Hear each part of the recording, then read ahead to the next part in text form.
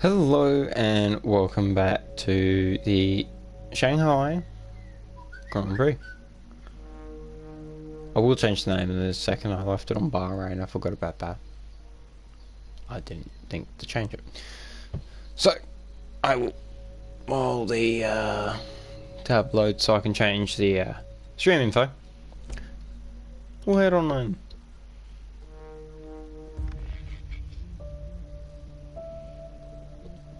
So I haven't raced this circuit for many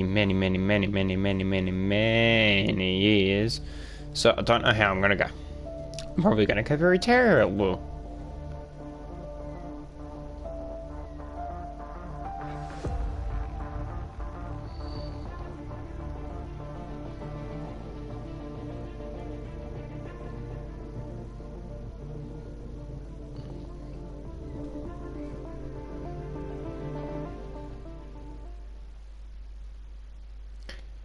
Alrighty. Top deletion. There we go. China. Get the rest of me stuff up. Alrighty.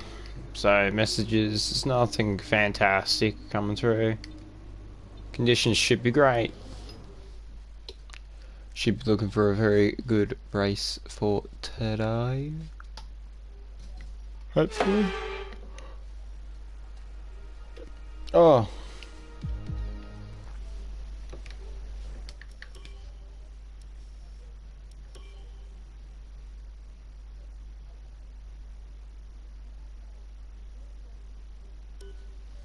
Hmm.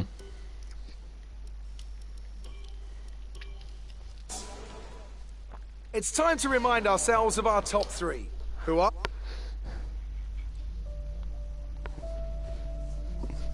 Oh god. I thought to set up the AI.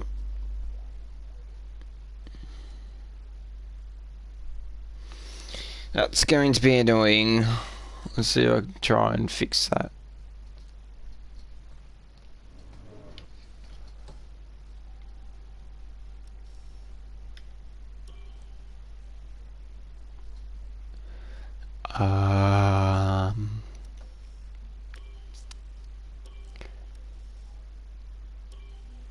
Yes.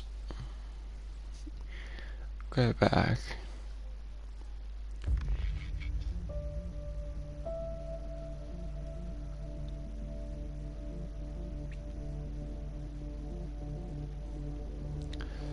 Sup to you too, Bricky boy. Just sorting out some pre-race shenanigans. Trying to get the AI to bump up their level. No, so I haven't really focused on trying to buy their previous versions. I was like, well, I'll stick with this one. Like, I much rather the look of these cars. Like, don't get me wrong, I watched last night's Grand Prix, the Spanish Grand Prix.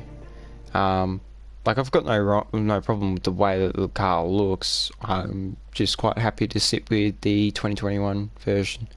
If I could, I would sit with the 2014 or 2004 version of the F1s. Because those cars were brilliant, especially 2004, back with the V10s. So,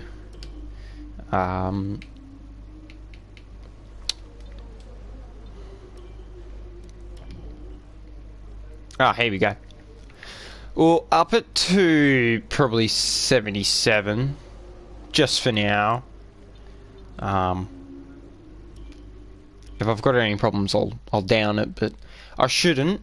Seeing as how 70, I'm pacing the rest of the other cars. Like per se Bahrain, I was pacing the rest of them, and then crashed, and I was just like, yeah, okay, might as well.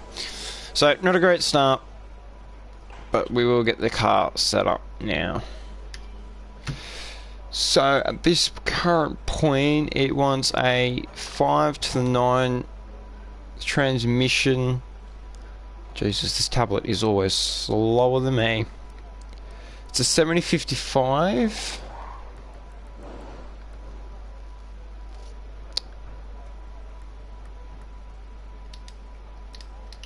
Oh, yep. Suspension, geometry.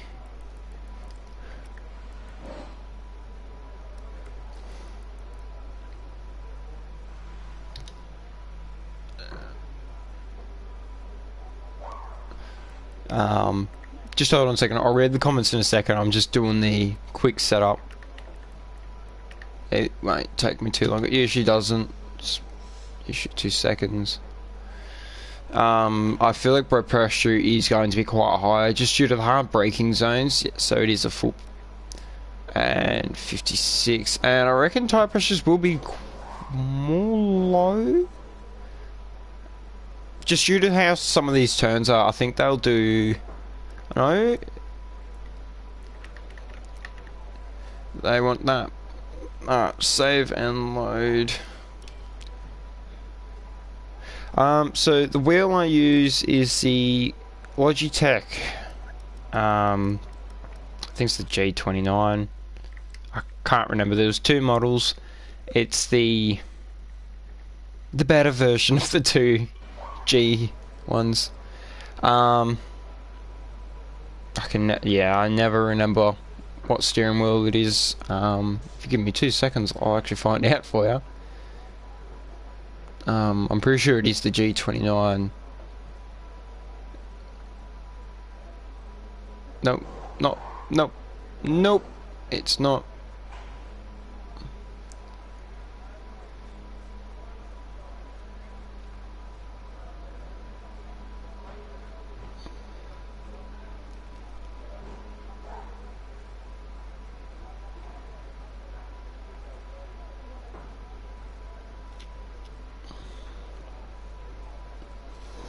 So the wheel I've got, oh yeah, it's the G29.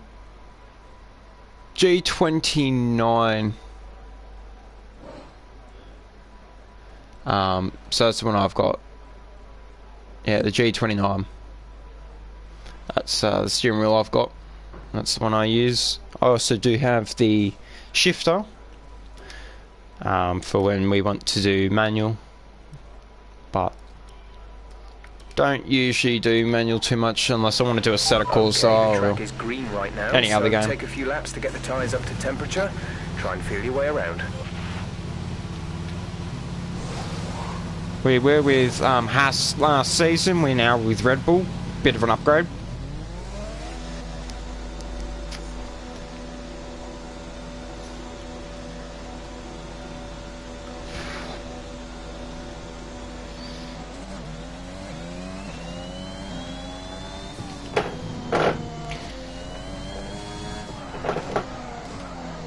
Bit rusty on this circuit, so this will take a bit for me to learn it again.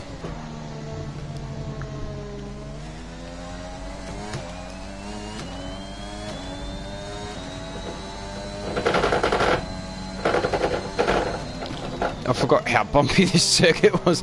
This steering wheel's having a bit of a heart attack trying to...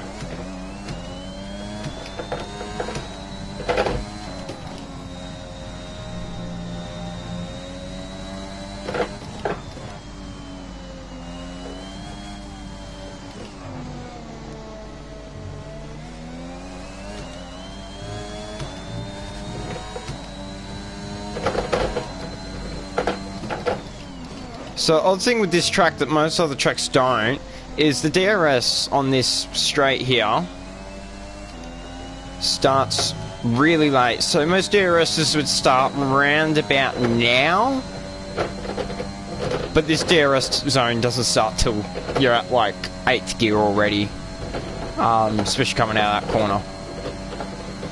So you've really got to make sure that your exit on that corner is phenomenally good, so you can keep pace with everyone, so when you go to use your DRS, it actually does its job.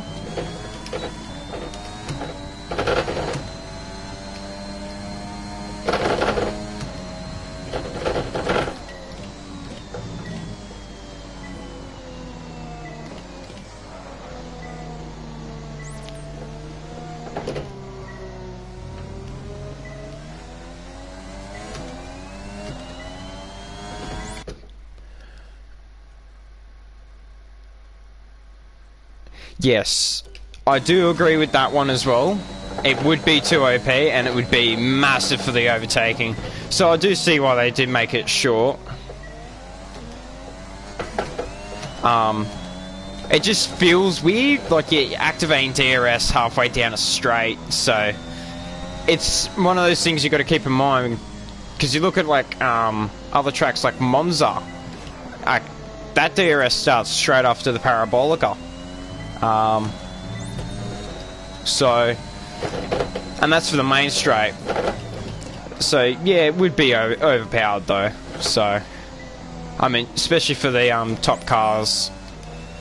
But good thing is they don't race this track anymore in the 2020. After I think we'll see approaching the DRS zone. What's your MFD for the activation point?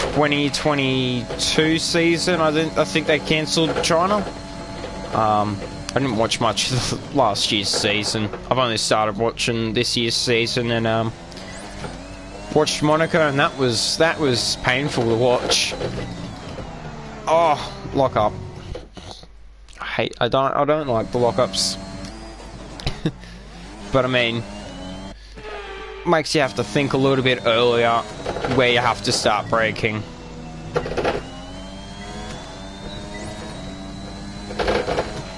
That's looking good. Now let's try for purple. You'll get a bonus for consistency if you can chain good corners together. Oh, I'm gonna miss that one. Car goes in just a little too hot. Oh, I screwed that one already. And this is where it starts to get a little bit tedious, because you want to try and get it all. Yeah, alright, whatever.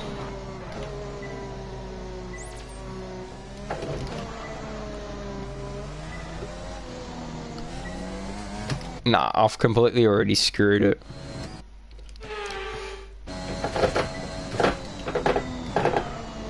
Oh my god, the car doesn't slow down. And then when you turn it in,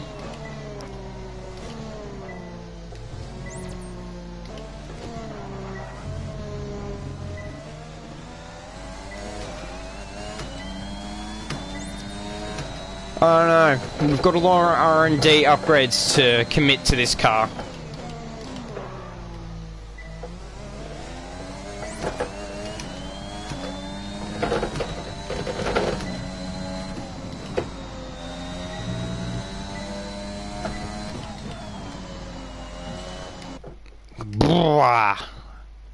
It's really annoying.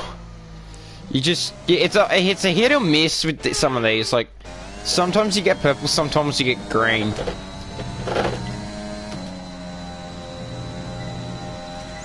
Try not to take too much inside curb, otherwise we will go spinning. And I've done that at Spa with the double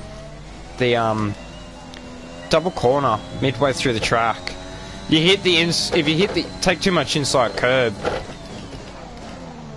what actually happens is the car just loses traction on the outside, and well, the rest of your fate's decided by if you can plant the brake and how fast you were going.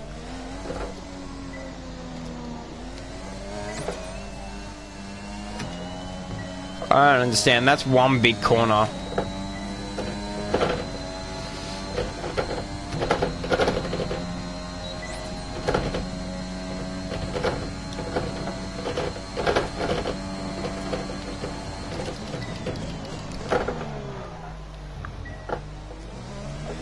Don't know how that corner was slower, but hey,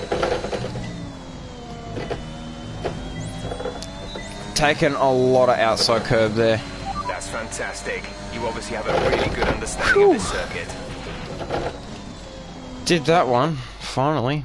And every now and again you just miss certain ones that, like, for me, the racing line, so say within 2 meters of the racing line, that's always going to be the hardest for me to do, because I don't have the full racing line. I don't have racing line for the corners. So when you're going down straights and everything where it's kind of switching back and forth, best example is Spain, where you come in through a right-hander onto the DRS in the middle. And then you go into the left hairpin, you switch and weave them. Yes, most definitely. We'll get on with tyre management. That's always a fun one to deal with. All set. Everyone clear? Car to track.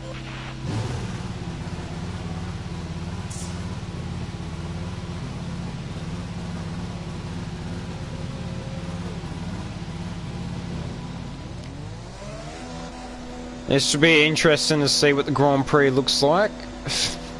I don't know whether how I'm going to go in qualifying first of all. Let's just see how these soft tyres even feel for first.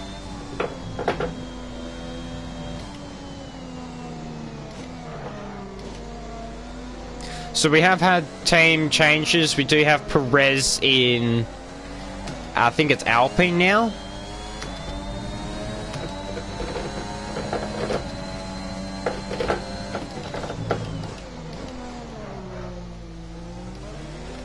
These softs feel much better to go through this track on.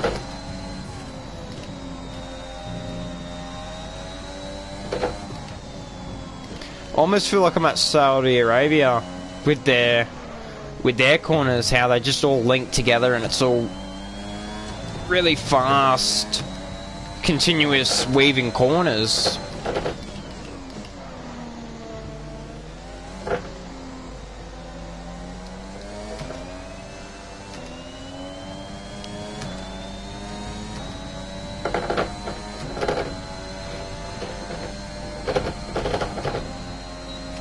So I have to say to you, who's your favourite driver? Because everyone has a favourite driver when it comes to F1. They've got someone they always vouch for. Also, Schumacher's now in a Williams. They got sick of Haas and he's like, yeah, I'm going to Williams.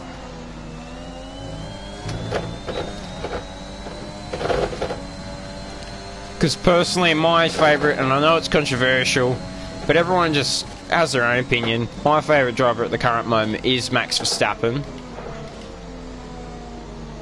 Oh, putting a lot of load on that tyre there.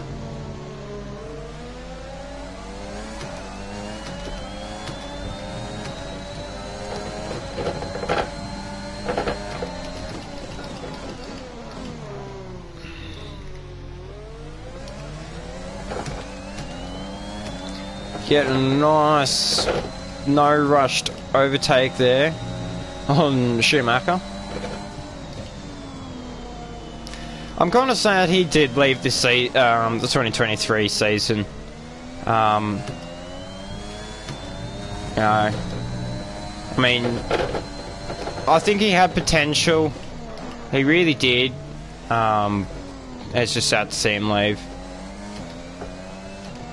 Yes, actually, I do stand corrected there. Alonso. He is, yeah, I have to say he's my favourite. The current driver, yeah, for currents, he is my favourite. He's a really good driver, actually. He's been doing really well on the Aston Martin with his teammate Stroll. He's been really carrying Aston Martin.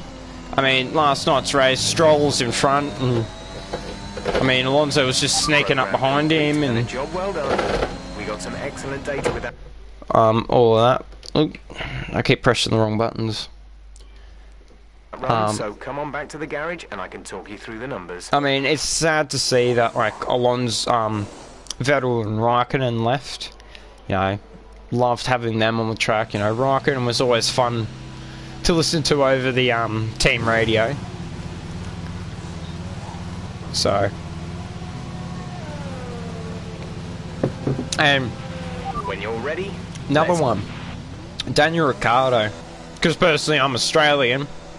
Obviously, when you have a certain your own countries in a race per se like this, you usually vouch for your home team.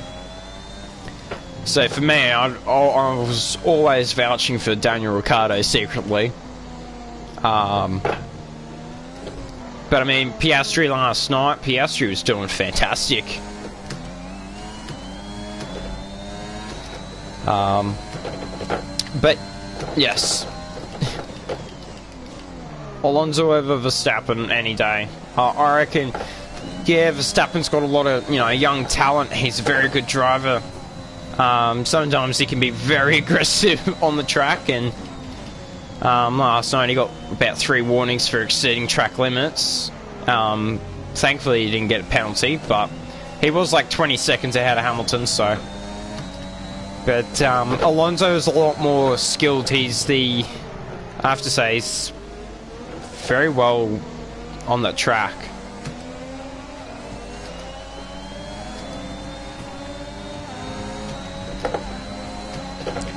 Oh, head to head.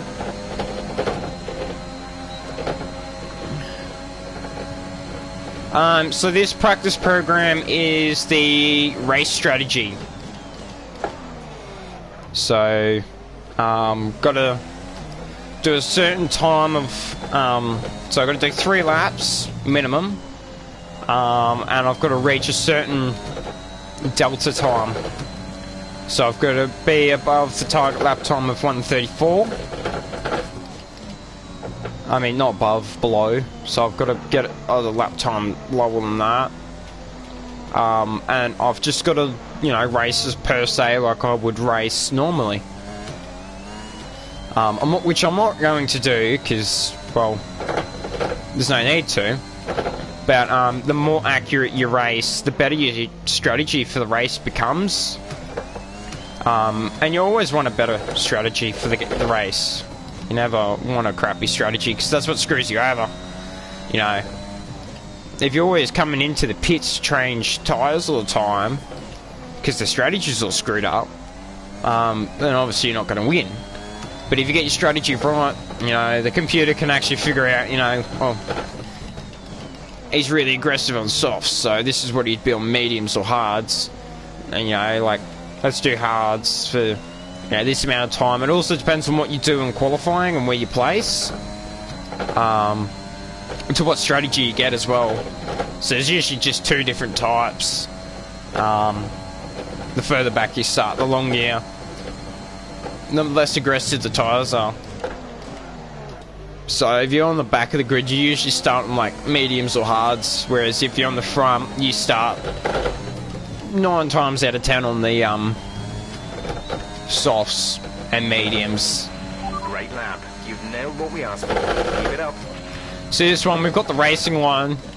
Never will ever be able to do it correctly. So you get 10 points for each green one, and then... Oh, hang on a second, I'm trying to figure this out. So if you complete the second green one, you get 20 points. And then if you do the purple one correctly, I'm pretty sure it's another 20 points. Which the purple comes after these 2 first green ones, which are like your average lap times. Your purple's the, PV, your track, good track time. As you can see, Verstappen, he's a lot quicker than me. So is Norris. It is only practice, so none of us are really pushing the cars.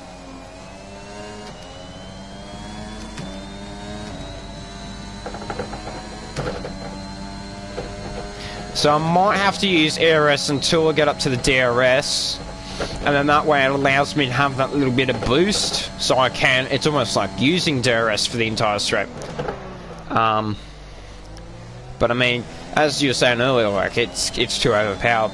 What actually stops it from being overpowered is it's a really hard braking corner. You come down from 8th gear. Okay, super job so far. We're getting great data. With a really focused. good pace, and then you have to come down to 2nd gear like everyone else. So that hairpin, regardless of what speed you're going, will stump you. But the fact that you're able to travel like 20 k's faster than everyone else down that entire straight really makes up that time, and could possibly make lap times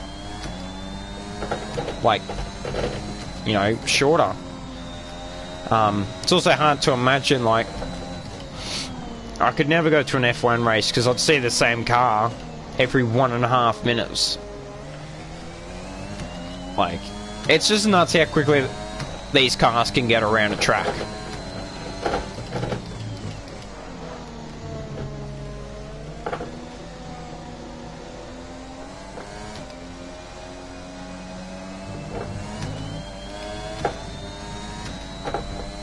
Nah, I wasn't paying attention there. And now I'm gonna pay for that. Oh no.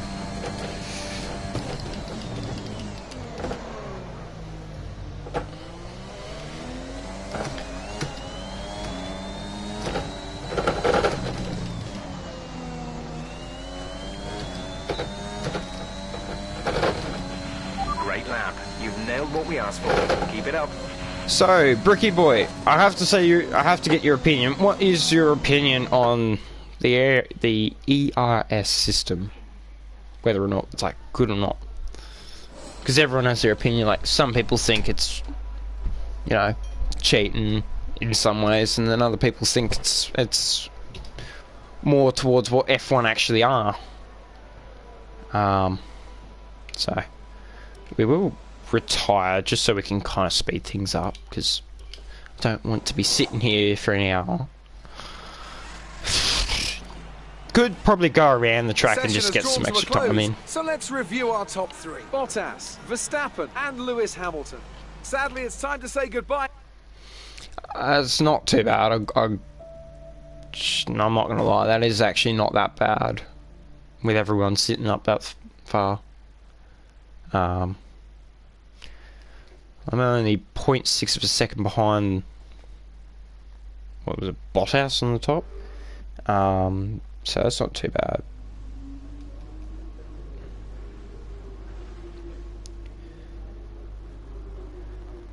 Alrighty, let's get on with practice 3. We will do the quick practice. True. I think without ERS, personally, like, it'd make the race a lot more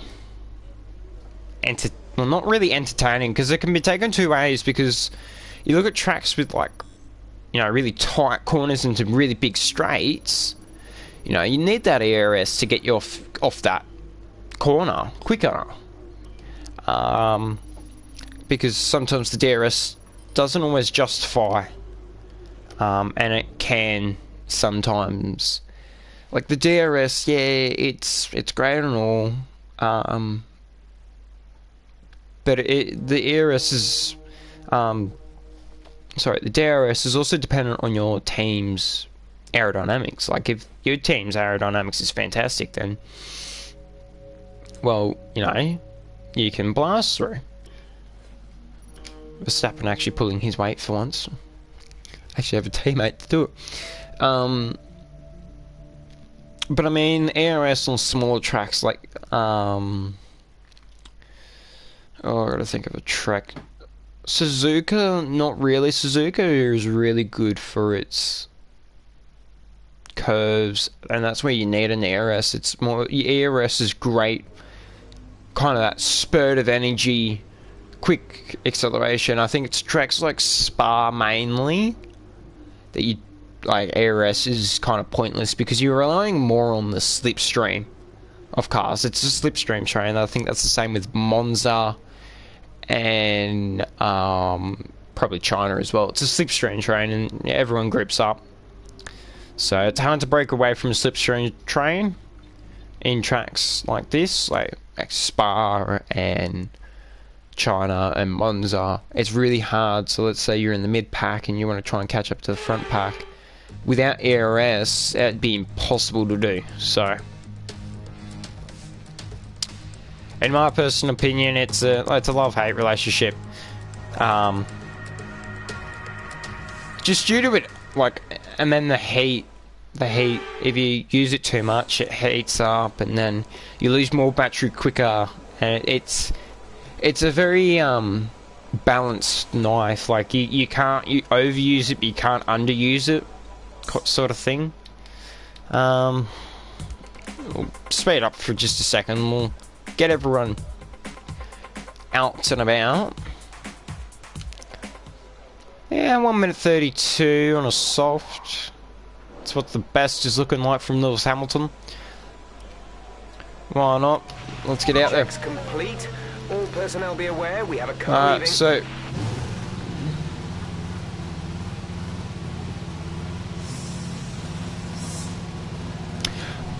oh, I didn't even. So was that down like that? Down in the third sector, going down that big straight.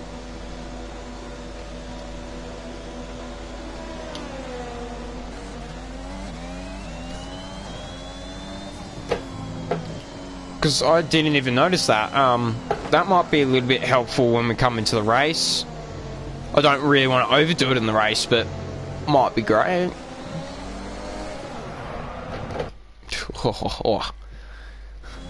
Carl's just getting a little bit twitchy. Ah, okay. That makes sense, yeah. Fair enough. Thanks for pointing that out, actually. I would never have actually known. So, take your random guess. What time? So, if Hamilton's got a 1 minute 32. My god. If Hamilton's got a 1 minute 32, just write in the comments what time you reckon I'll get for just my first lap. I'm looking for at least minimum a 1 minute 34.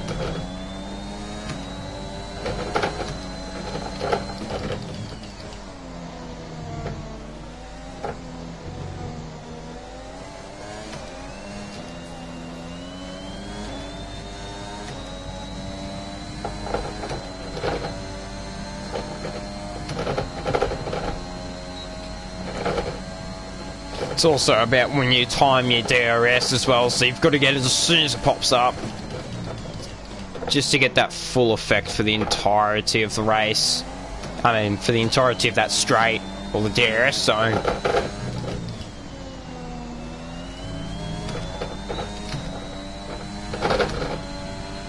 Alright, here we go. We got a 1 minute 32 that we're aiming for, but don't hold your breath on that one.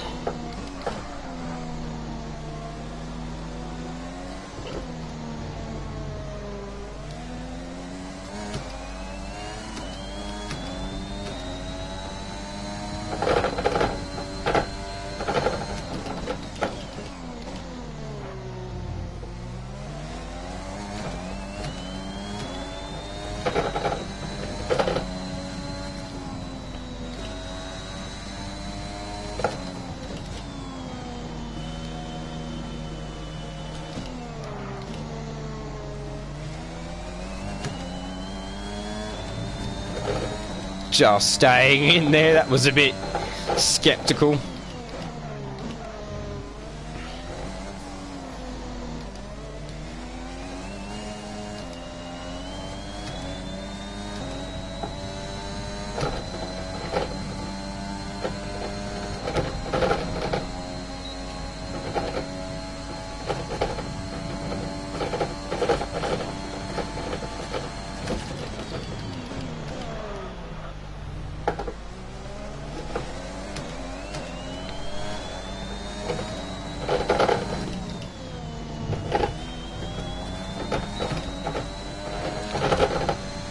A 1 minute 32 105. That was the fastest lap.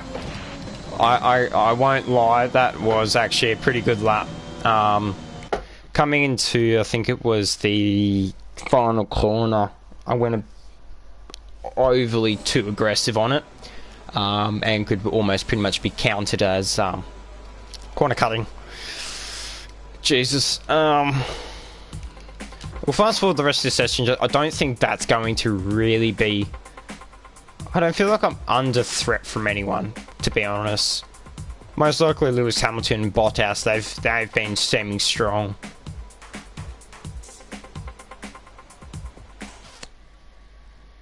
Looks good. that actually doesn't look too bad. Max Verstappen, I'm morally disappointed with him. He's not pulling his weight anymore. He usually, last season, he was sitting up on the top constantly. But right now, it's the 2 Ferraris by the 2 Mercedes, and then Max Verstappen splits the McLarens.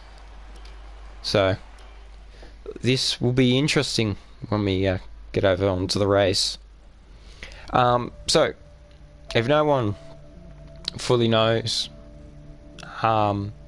so when I'm doing these streams, I usually actually split my practice and qualifying as they're separate, and then the race as another separate segment. So practice and qualifying together, and yeah, character pose absolutely means everything. If you don't have a good character pose, Standing by. you won't win races. Gotta have that ninja pose. It's not even really a ninja pose. It's yeah. That was a close one. So if you do want to follow along for the race, make sure you do follow, so you can keep on track. Because this is quite a. I mean, like, don't get me wrong, not a lot of people watch, but I'm still more than happy to keep streaming every day. So I also do the Gold Rush series and the second edition of Jurassic World Evolution, which comes out tomorrow for PS Plus as a free. So I saw it come across and I was like, shit, yeah, alright, might as well.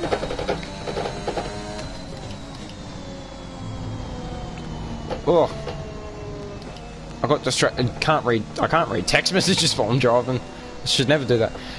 So this is the full-length race. So I actually abused the living daylights out of myself to do these races.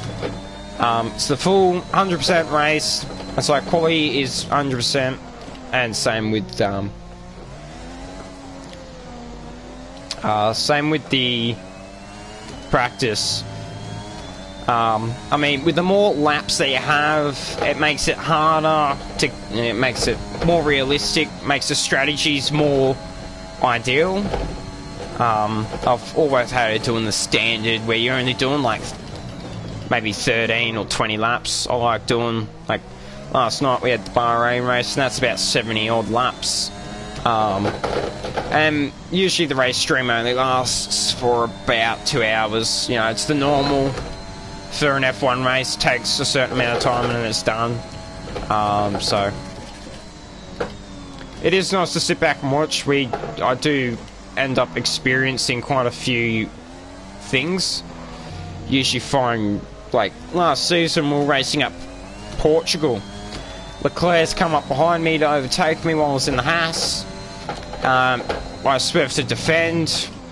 He swerved even harder and surprisingly lost traction and went straight into the pit wall, which I then proceeded to then replay and watch him do it, and I'm astonished how Leclerc did it. It was just nuts what he did. So yeah, do make sure you follow if you want to keep along with the series, because I do keep doing it, constantly uploading. YouTube is also linked, so if you do happen to ever miss, you know, a stream and you miss the race and you want to keep yourself updated with what's actually going on, do make sure you go follow the YouTube, because everything gets put through there. So yeah, and then we've got 23 races this season, and yeah, it's not much. So 132.695. 2 laps of fuel remaining.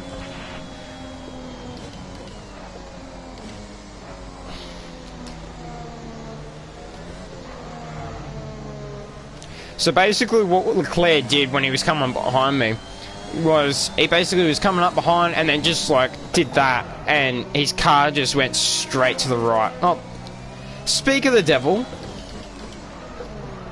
Ironically, there the man is himself. The myth, the legend, the crasher. He wasn't doing so hot last night at Spain.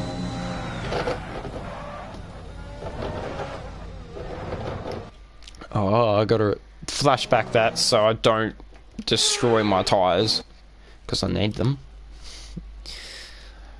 So, yeah. Well, hello to all 5 viewers today. Thank you for joining.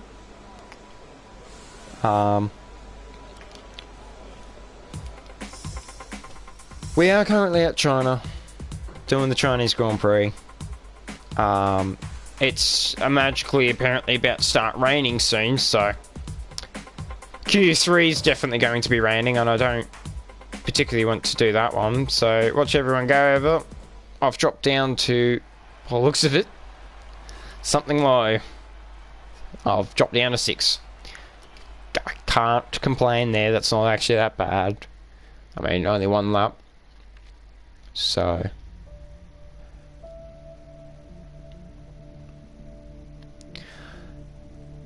But, yeah.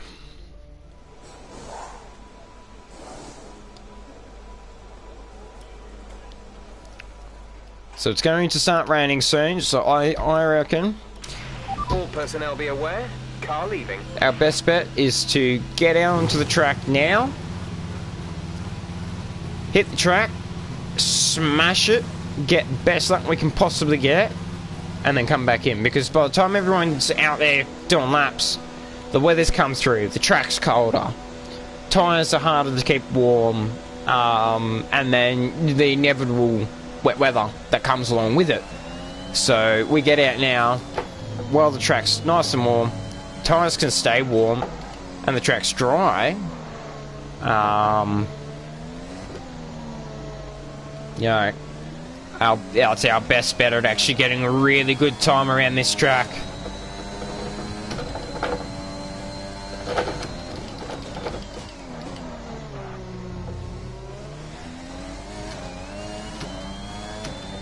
I just went to go press the ERS button like it does something. And then I remembered, oh wait, this is qualifying, ERS don't work. Otherwise that's classified as cheating. Which, then again, another thing that you might be interested in, Bricky Boy, if you're still here, is, do you think that DRS should be allowed in qualifying? Because it is only a mechanic for when you're overtaking a car. So, should it be allowed in qualifying? Or should it be disallowed? And they should just race the car itself.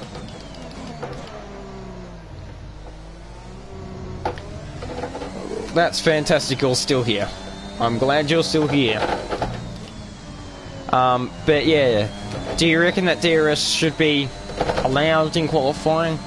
Because this is something that I actually thought about last night while watching the Spanish Grand Prix, is I personally think DRS is only a tool to overtake people.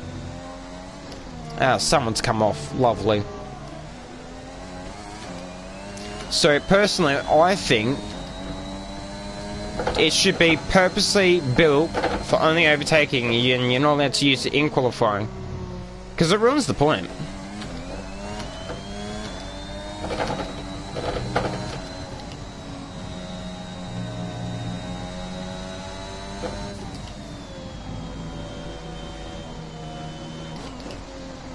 Give me 2 seconds while I get around the corner.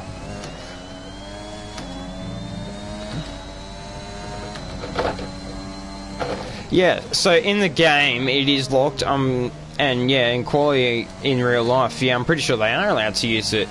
But it's more the DRS, the drag reduction system, because that's a mechanic specially built, because it's only, like, in race, you're only allowed to activate it if you're within 1 second of the car ahead. So in quality, it should be just base, like, just how good your car is. Like, how good can you race this track? I think that's the way it should be based, and I think that might, you know, shake the field a bit more, because come to think of it, most drivers, like most cars these days, like the Red Bulls in the 2023 season, is they are so great with their DRS. We've only got 2 laps of fuel left. They utilise the DRS a lot. Don't mind me, I'm going for another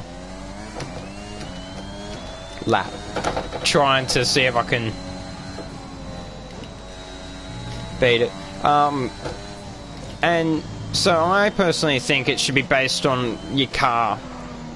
Like, personally, it should be based on the driver in the car. We think we may see some rain. ETA is about 15 minutes.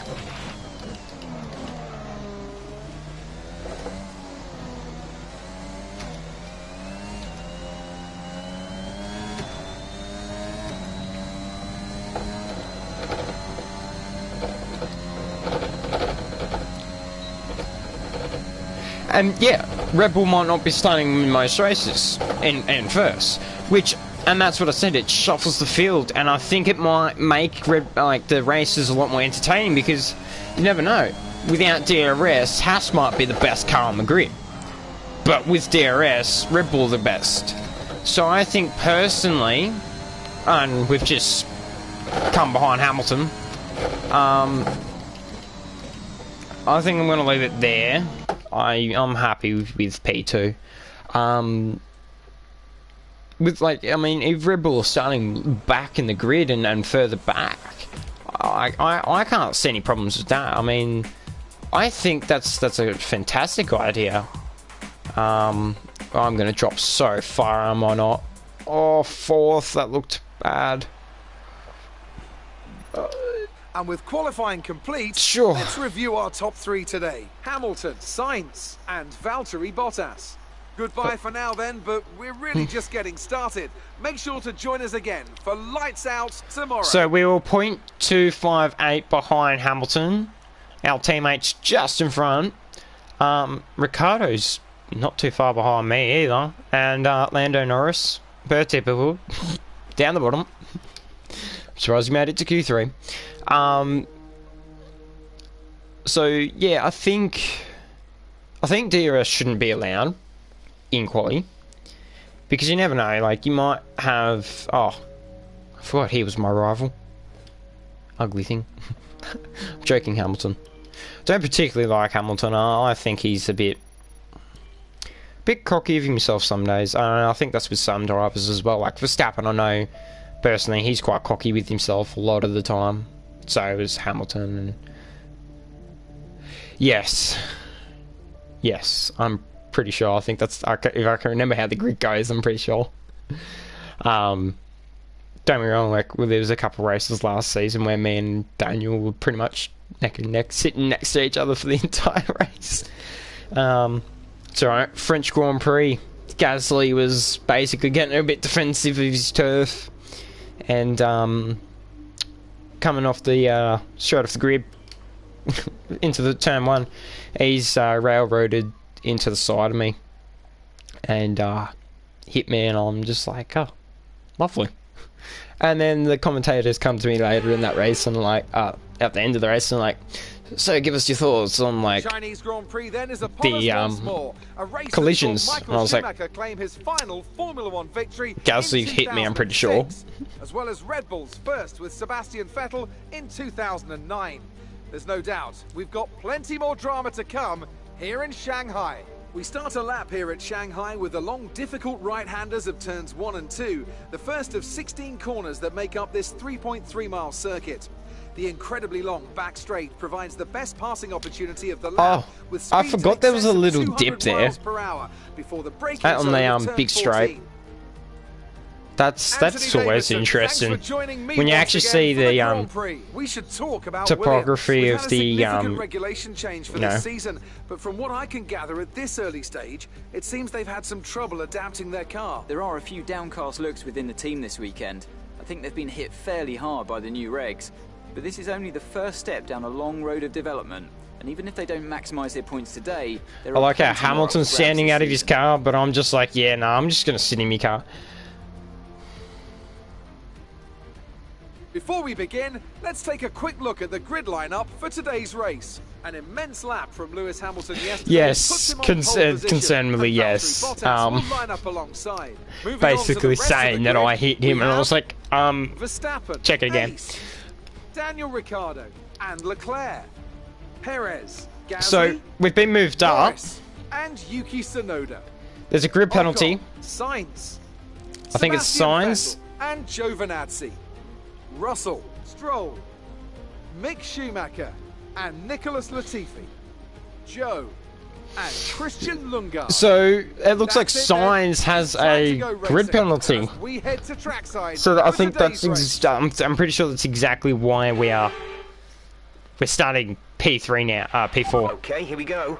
I know what you can do. because we were Don't let me down. P5 at the start at the P in Q3. So me and Daniel were meant to be starting next to each other, and now we're not. Bit sad. All right, let's have a look at this lovely. Oh my! So it's either telling me a 3-stop or a 2-stop. Oh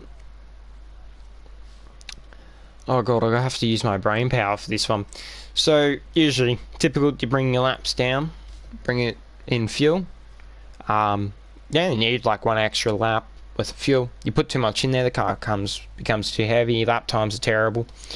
But you got too less, then you're really kind of impeding on like wanting a safety car to happen, so you're not using fuel a lot. So I never run the risk. I usually, if anything, I go down to maybe 50, like a 0.5 of the litre. But anyway, enough chit chat. Let's do 58, 56.8. What about medium hard? Medium hard would be great. I'll try it on the, because I can't. So my first tyre I can't actually change. So it was the tyre that I qualified on, so I'm not allowed to change it, sadly. Which is sad. But if I change it to hard, to remove that stint. Like, don't get me wrong, it would work, yes, but it's, you look at that one compared to the,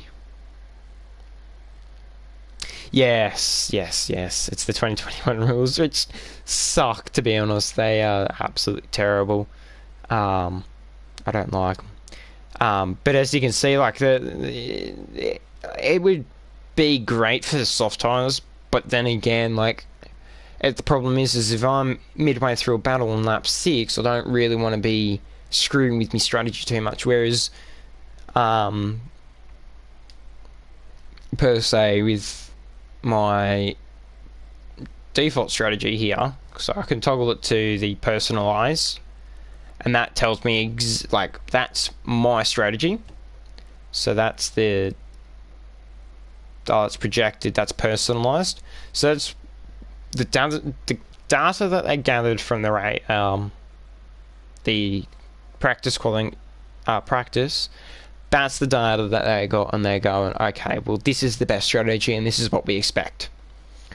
So we will stay with that one, because I don't really want to bring if the tire life.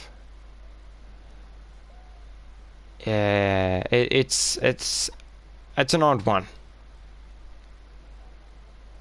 but we will see.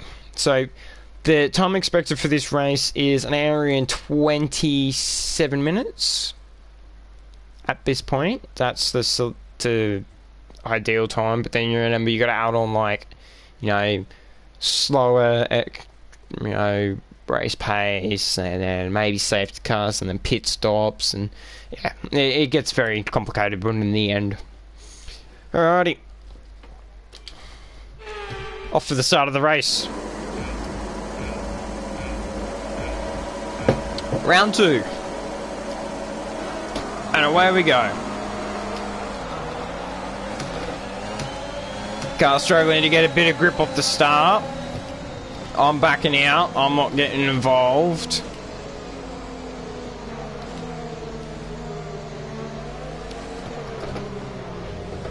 Got the inside of Ricciardo there.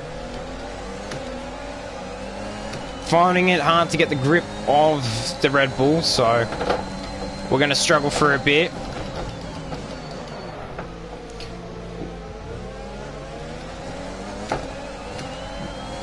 Getting in with kissing distance with Ricciardo.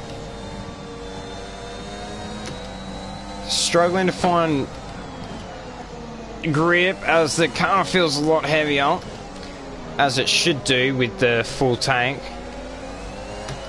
But catching the dirty air off Ricciardo, it's just menacing the Red Bull right now.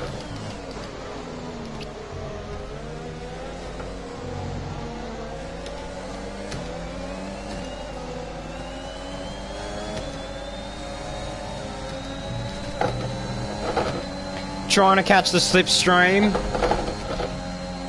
I can't. Slowly losing time-ish. We're catching, but not catching quick enough.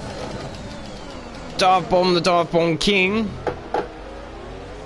Just getting the move somewhat semi-done. Oh.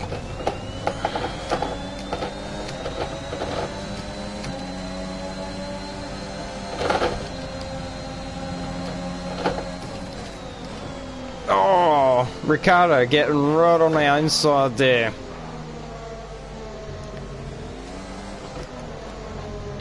Closing him off, coming into that corner. I never remember corner numbers. Tyre temps are staying pretty well. We're not concerned about anything right at this moment.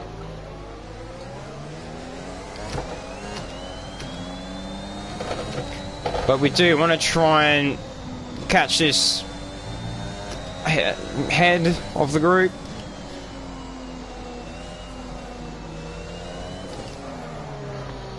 A bit of a lock up on the left there. Running it wide. I'm glad I don't have any front wing damage, otherwise I'd be leaking time all over the joint.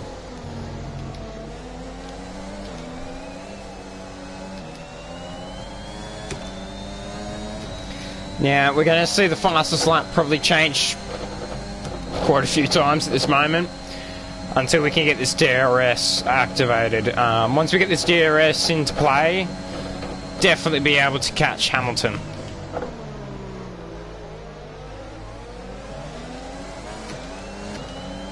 Good thing about the Red Bull is its ARS recharge rate is phenomenally good.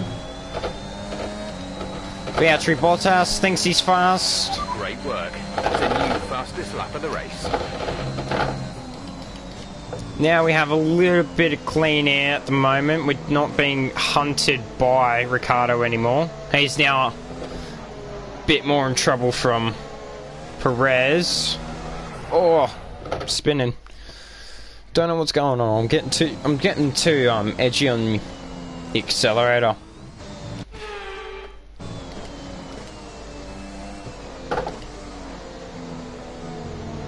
I've got to learn my throttle control again.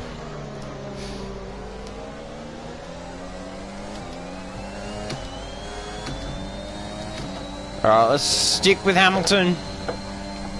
Stay within 1 second.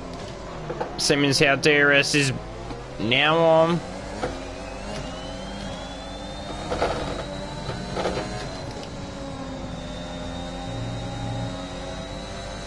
Gotta be careful with that inside corner. We don't want to go spinning.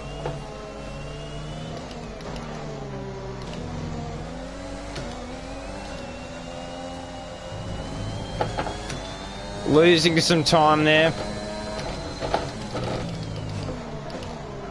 We this cloud cover, our tyres are not gripping to the track.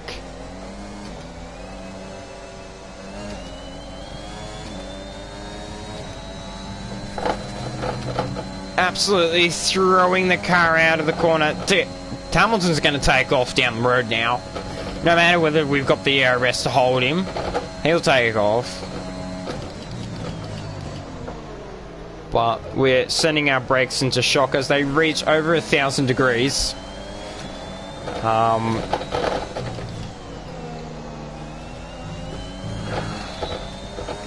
But we finally got into Hamilton. We've broken away from the rest.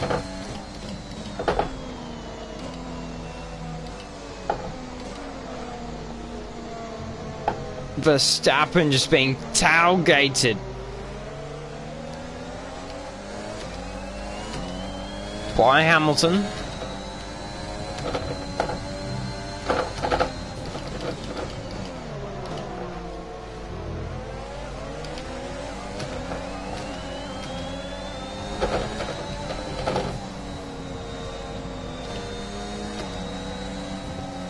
Oh, car's just taking its own line now. It's like, nah, I'm not actually going to follow that line anymore. Really, it's just... it's jumping all over the place. Oh no. Brake lock up. Could this cost us? It's going to definitely cost us.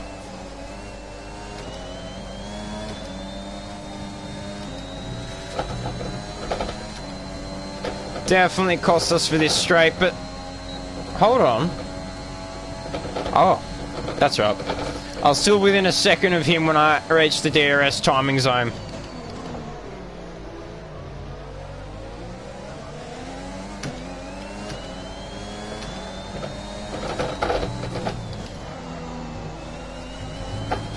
Being able to get DRS once again, getting really lucky with this DRS.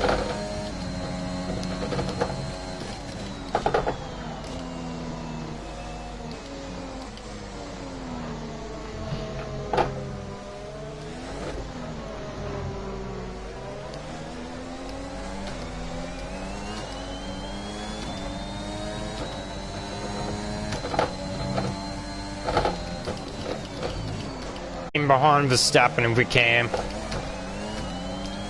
and then that way we can sit pretty comfortably.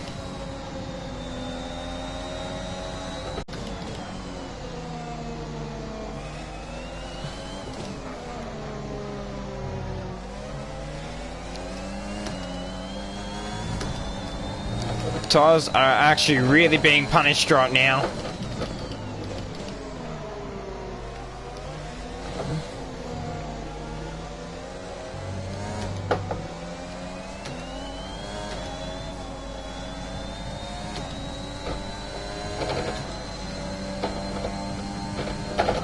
Ah.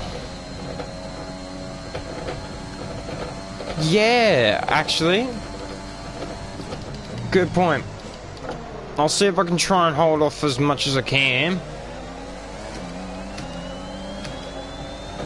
Well, let's see what we can do. I'll try your idea for this lap.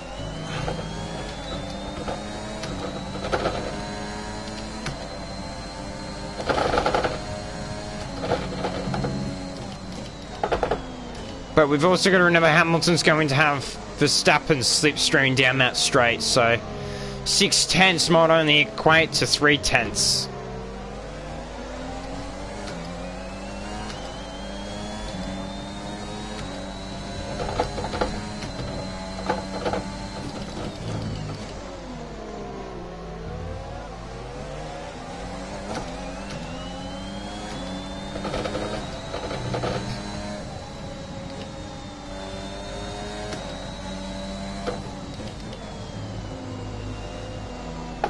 Finally getting those S's down to a neat work. Can't get out of that corner quite just yet.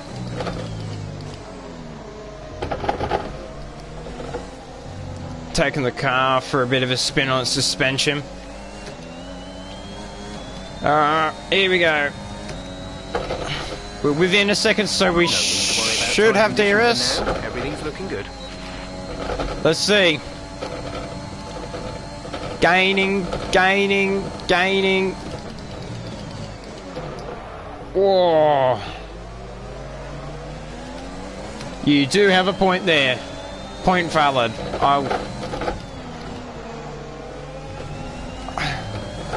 Struggling to keep this tyre compound. We're approaching the pit window.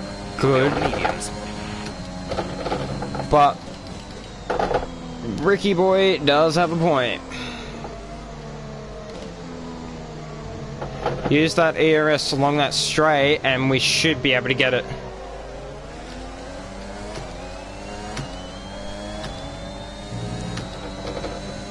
Yes, I did too. So let's see if we can't try and close that gap in a lot more.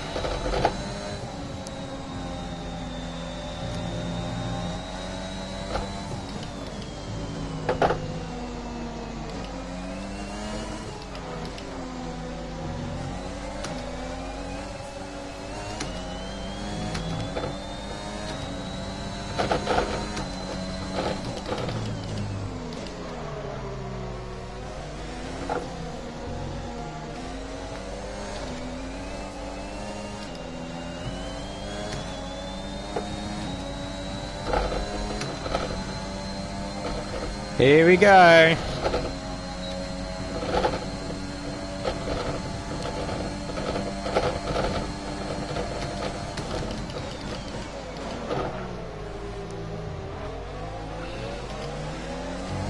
Your plan is definitely working.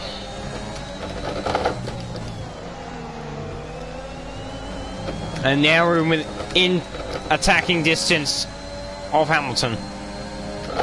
So we might be able to get him soon.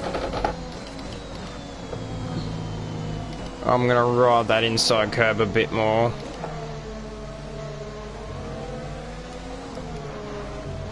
I really don't like that turn there. It's really awkward to get through.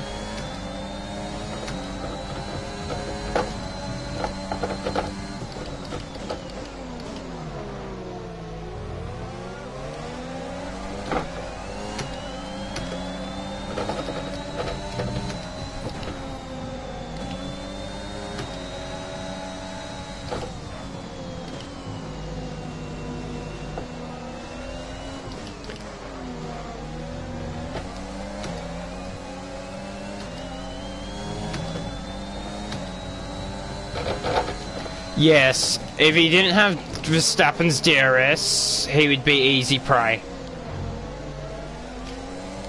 It's almost like I've got to say to Verstappen, oh wait, can you try and pull away from him? Here we go, we're just absolutely closing in this distance now. We might be able to try. Well, we're too far away.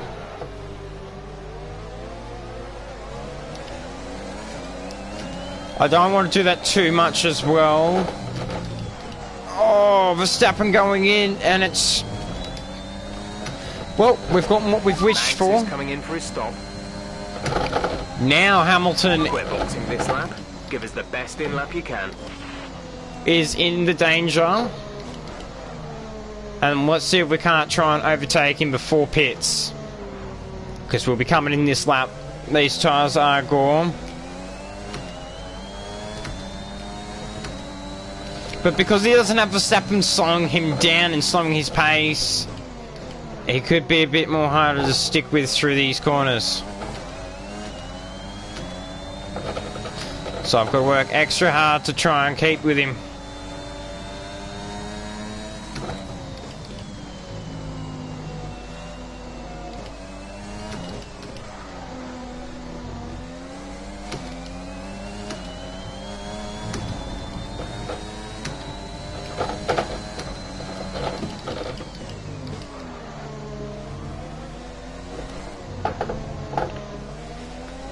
No, we're not going to have DRS. But we're going to have a better exit than him.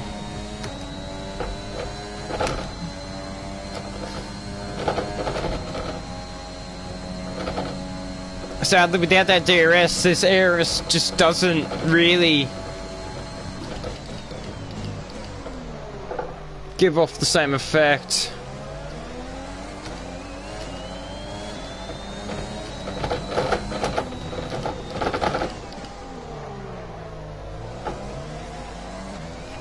We've come in for our first pit stop of the race. Bottas and Hamilton are leading, but that will cause them a problem later on the race.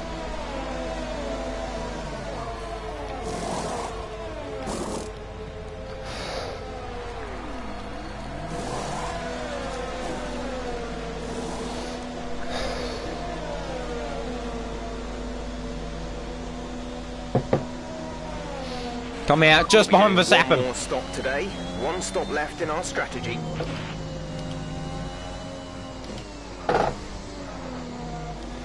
Fresh mediums, which will make this a lot easier.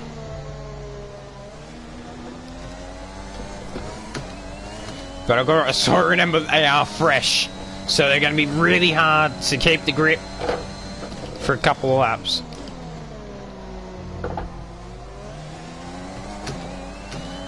But it looks like they're gripping in pretty quickly, so let's see if we can't try and catch our teammate.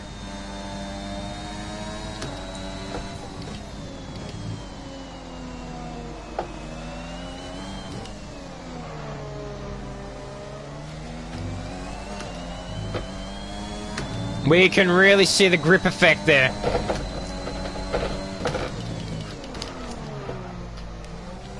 Locking up slowly there.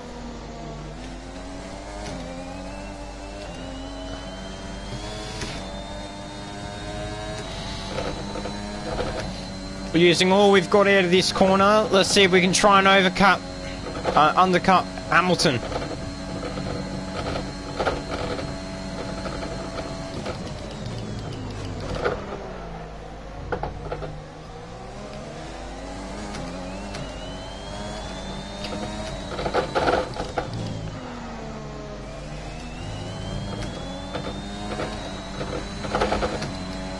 It doesn't look like we're going to be able to, maybe. There's Hamilton now.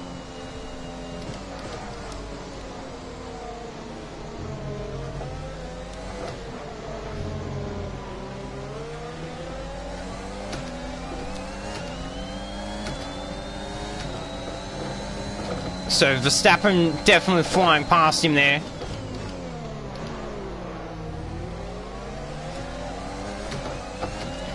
Definitely sticking with Hamilton now, with actually having good tyres on.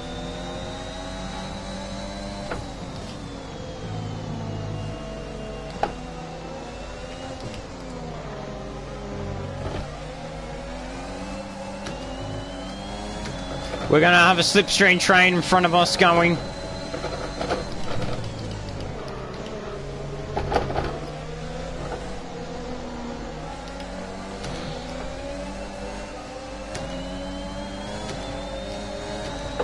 Blasting out of the final corner. Oh, it's getting close there. Taking off away from Hamilton. Galloping down. Verstappen having a lock-up. As we get past Hamilton only just.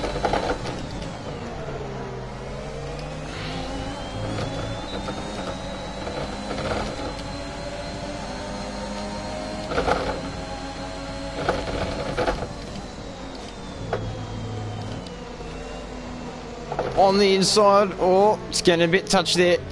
And we've gotten damage. Because I was a little bit too aggressive. And that's the thing I'm going to suffer from the most when racing like this, is I'm not used to the cars being as fragile. I was used to a set of Corsa. And you bump into cars, yes, but it never did any damage. Well, it did, but it was also depending on how hard you hit them. So we are going to have a problem when we hit the DRS straights with Hamilton behind us, because he can very much stay with us.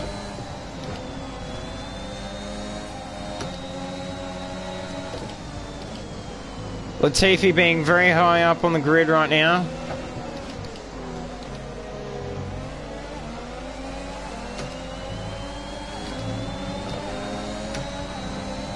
Ah.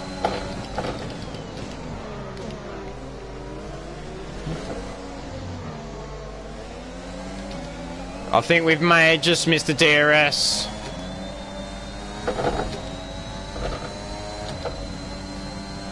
Yes, so the one I used to play was the Competizione. And yeah, that was a lot more realistic. Used to be able to hit Bathurst in the McLaren P1 GT 720S, and used to be able to do Bathurst in under 2 minutes and 5 seconds. So I was good at it, and I was also really good at Rally at one point in time. Played Dirt 4, and also at the same time played Gran Turismo. Now I've resorted back to F1. As the F1 season's on and everyone's got the craze, I was like, yeah, might as well join in with everyone. Even though I don't have the most up-to-date game, I'm not too fantasized about it. I'll probably get the F1 2023 version eventually, maybe. But for now, we will try and just do as many seasons as we can on this game. We've got upwards of 10 seasons to do in the career mode. So plenty of fun, plenty of action.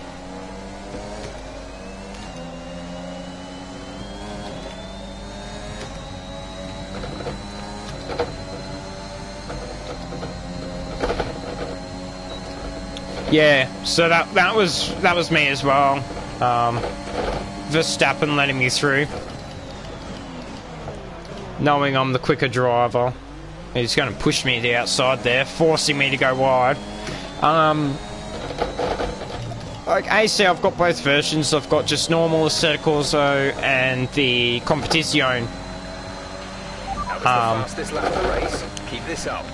Both being very great games, very realistic.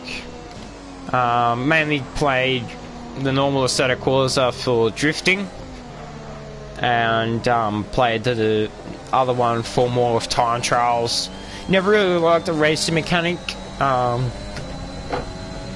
Could never handle the races. Just as soon as you incur damage, like doing the pit stop, you would then lose so much time, and then like if you didn't fix your car soon enough. So as soon as you got steering axle damage, especially at Bathurst, it just make it impossible to get around that track with a good lap and keeping good time. So that's the reason why I've kind of stopped playing that. I mainly stick to the F1 due to its simplicity, per I say. We are now focusing on Bottas, trying to catch him. He's still with Mercedes in his timeline. Right now he's with Alfa Romeo.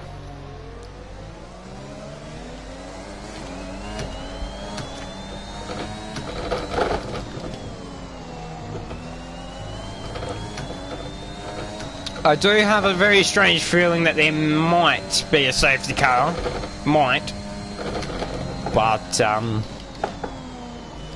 mean, it is Chinese Grand Prix, and I doubt there would be safety cars. I think if any safety car, it'd come from that spot right there.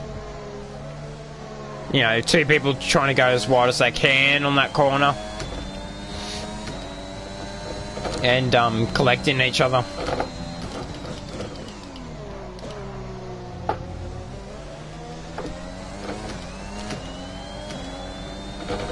So we are making a lot of time off Verstappen. He's dropping back. It looks to be that Hamilton is catching him slowly.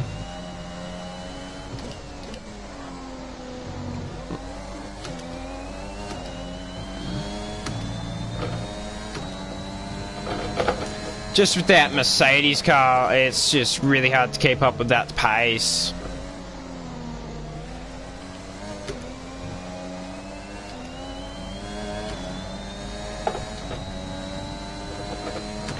Ricciardo somehow in 5th position.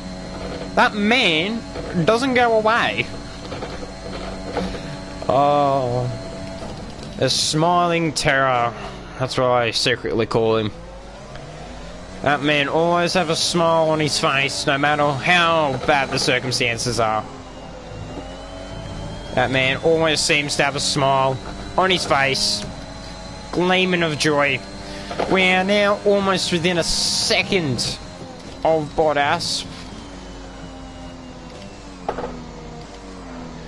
We should be by the end of this lap. Oh, we've incurred some underbody damage.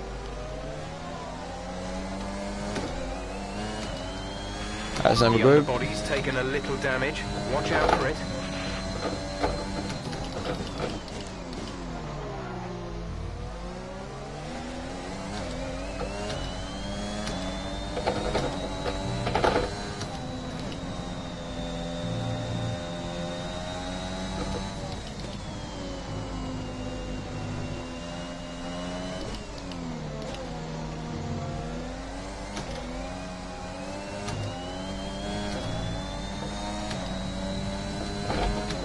Oh, yes, Lily. Now you understand exactly why.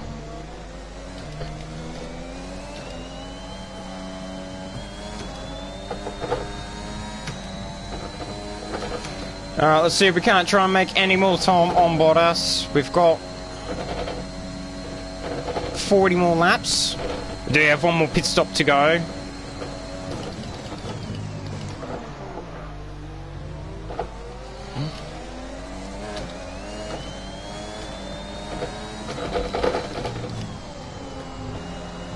Oh, running it wide again.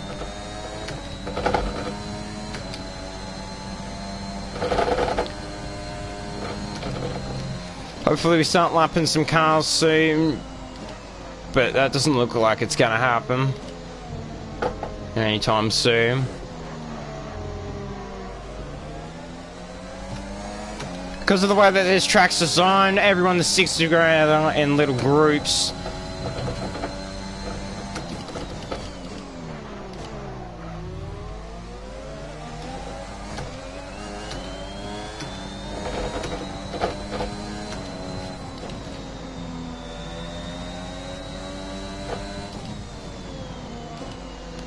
Going down one more gear.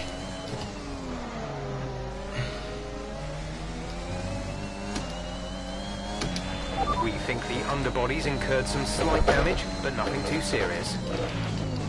Alright. Brookie boy, let's see if your theory is correct. So Bottas is not going to have any exterior DRS help. It's just going to be plain old him. Let's see. Got the DRS. Got DRS. Holy moly.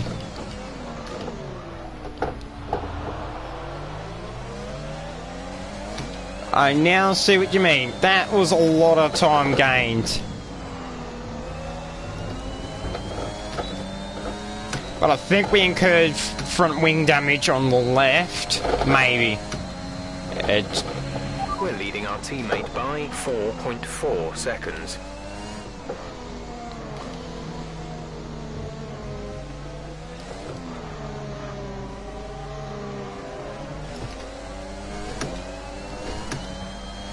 I think we did. I think when Bottas tapped us on... When we tapped Bottas's back wheel, we actually caused damage to our front wing. And that's the problem with these cars, is you get like the tiniest bit of damage to a component and it can ruin your race if you don't know about it. For example, the... Oh god, I'm trying to remember. Azerbaijan Grand Prix that I did last season. I had the smallest amount of damage on my front wing, which caused Lando Norris just to get in front of us at the last chance he had, and snatched the Grand Prix from us when we got second. So we are aiming for... Oh, Bottas! Under pressure. Nice overtake. And I think that's Valtteri. Green flag. Green flag? We're racing again. He's almost perfectly dropped straight out of the top 5. He's in P4 now.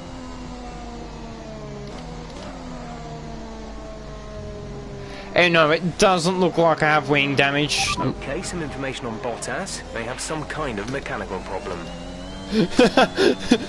Some information on Bottas. He may have some mechanical problem. I would imagine so. I mean, it's just spun out instantly.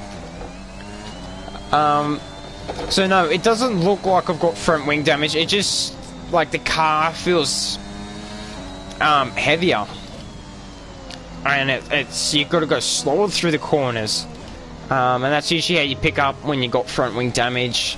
It could only be the slightest amount as well. Could be a little dent, but it screws with the aerodynamics for the entire car. Because of how well built these are, they're built in a certain way, so any little bits of damage they incur causes them to lose a lot of time. So Bottas now having to work himself all the way back up the tree, because silly him spun it up this corner, this exact corner, quite funnily. Yes, Bottas was scared. I think he was a bit too stressed out there, because I was gaining on him quite a lot. So I think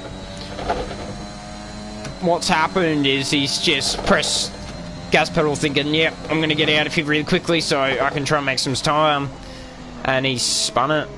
And that happens to a lot of people. I mean, even in real life, you know, you just get to a corner, you know you're being chased, and you just want to get out of that corner, so you place it.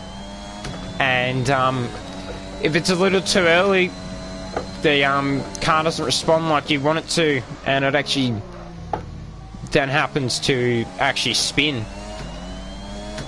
And once those tyres start spinning, oh, good luck. It looks like he might have something actually really terribly wrong, because he's not really... He's keeping in front of Ricciardo on the just.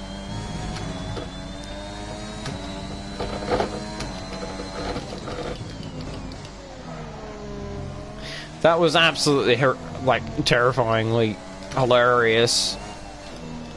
I just see a plume of smoke and then him go out off the track, and away he goes. So now down to 36 laps left in the race.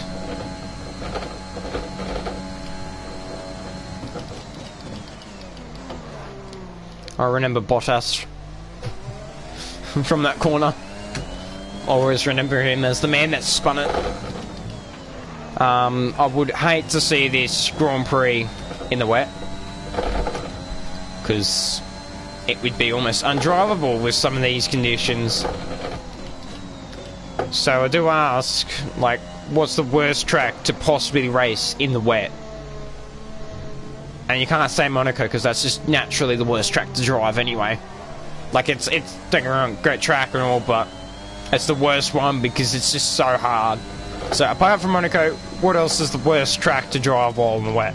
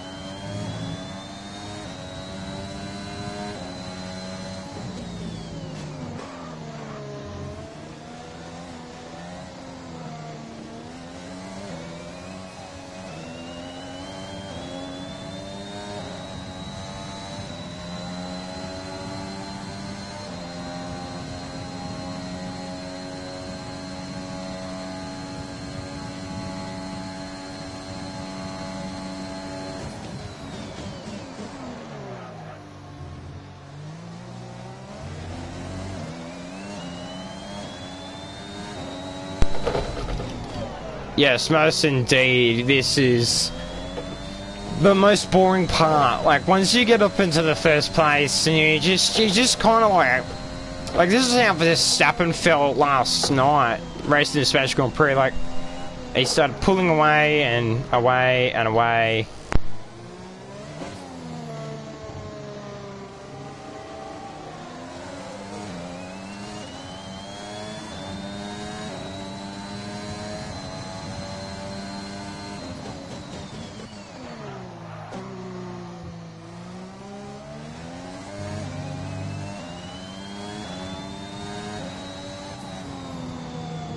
Yeah, he started just pulling more and more away from everyone, eventually ending up 20 seconds ahead of Hamilton. And he just started getting bored, so he started doing really silly stuff like that.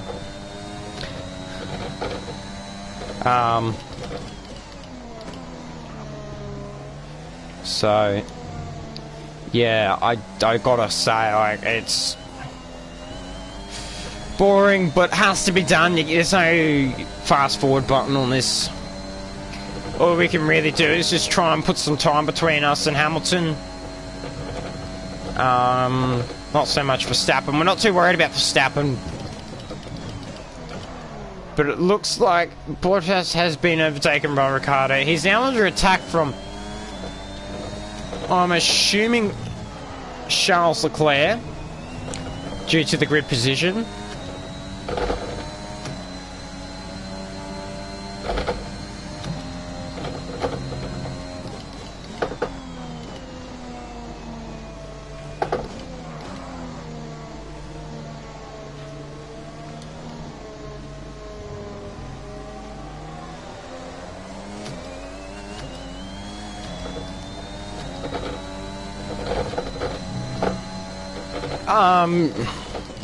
That's the surprising thing is, yeah, they could run it at like not even 70%, maybe 50% and still win.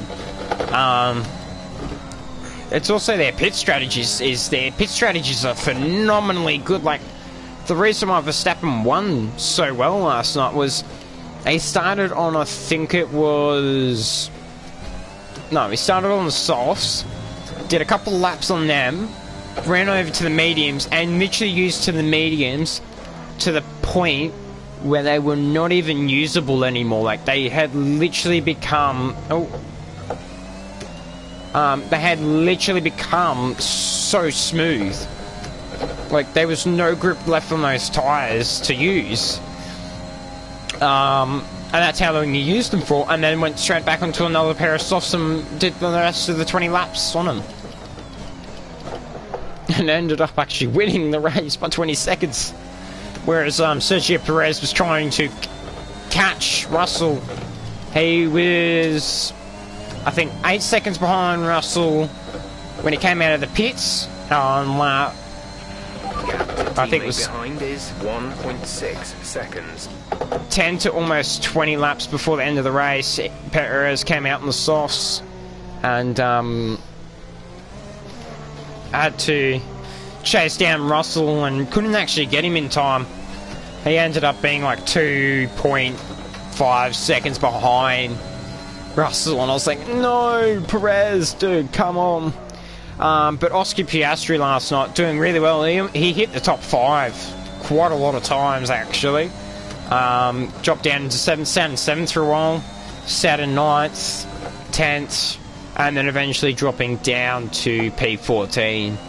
So Piastri's doing great.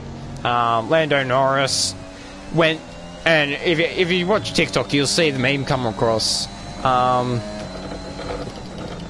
Norris literally was eyeing off P20 since the start of the race, and basically, as soon as the race starts, he starts on the grid, P3, incurs front wing damage, straight down to P20, and he stayed in P20 pretty much the entire race. He finished there.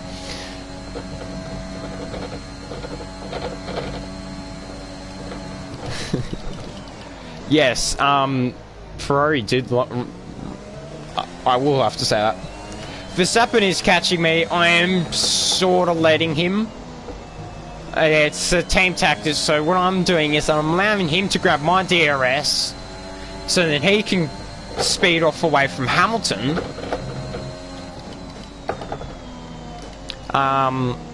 It's a team tactic.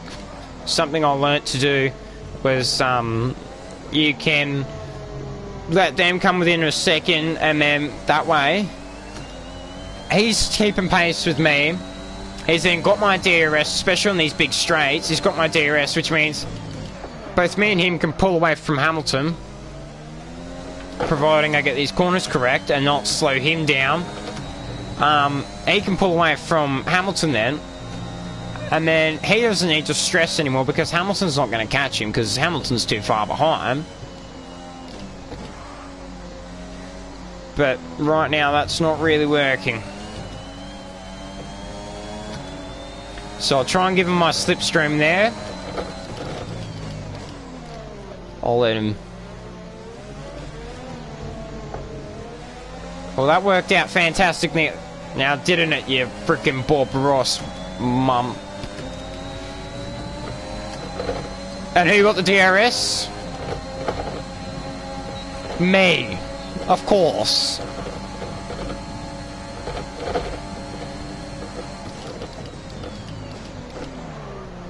Alright, so this is where it's going to get interesting again, because now we've got Hamilton back with us.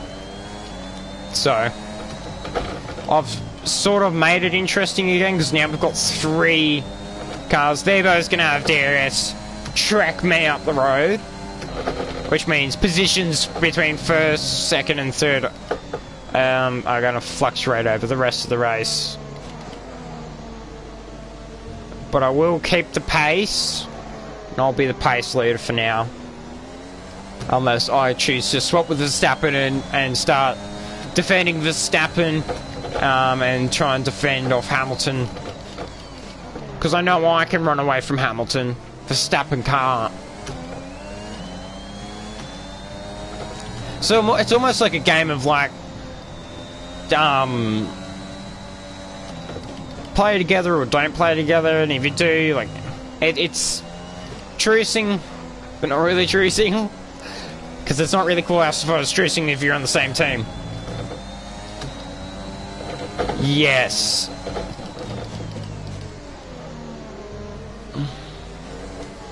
I virtually did, because as we're about to see with Guangzhou, but he's been blue flagged. I get much better of a run. And I've gone right past him. He will get overtaken by Verstappen,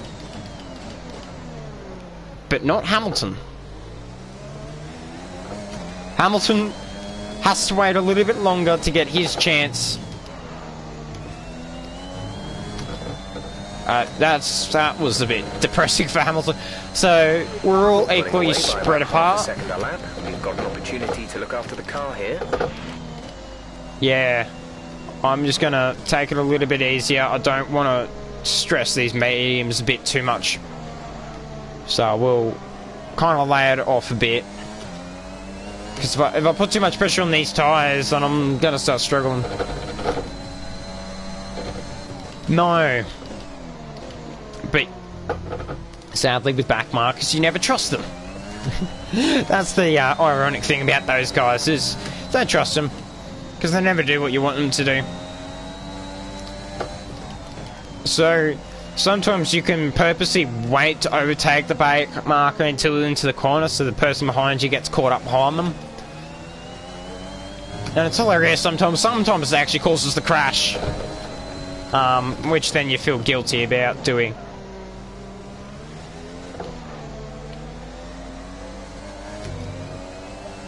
Verstappen really close. Sad thing for Verstappen is I pull away. DRS for both of them. Verstappen catching me.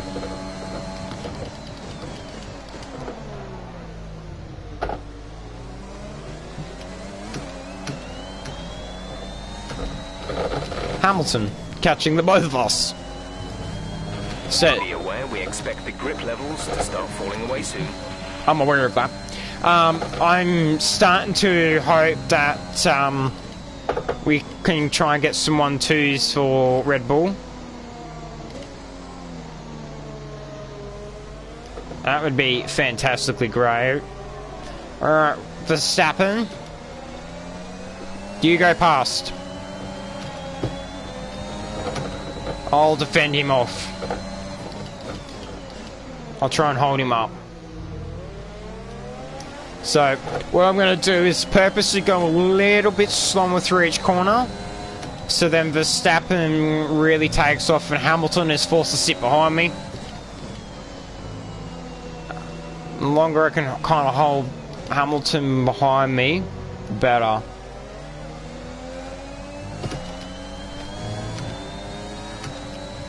So, pretty much exactly like that, just really slow it down. And not really legal, because I'm not going that slow that it's like, yeah, caution, but slow enough that he's got to slow down because he can't overtake me. And then I speed my pace back up. Both me and Verstappen pull away into the sunset and win the race. It doesn't really matter who gets first, it's just as long as we get a 1-2.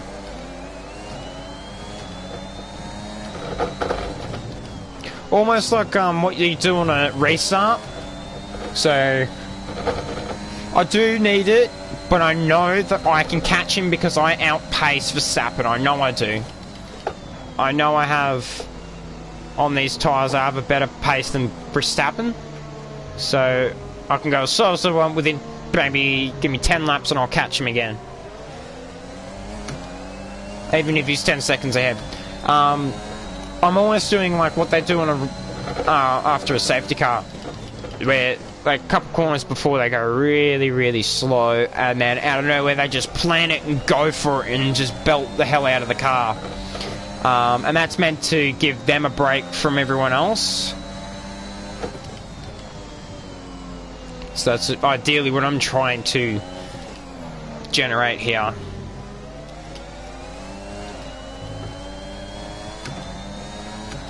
Let's see, we can't try and make... No, we can't, so we're just gonna... We're gonna do that. Pull far away, no... Oh, no. That was no good. I've taken too much curb on the inside there.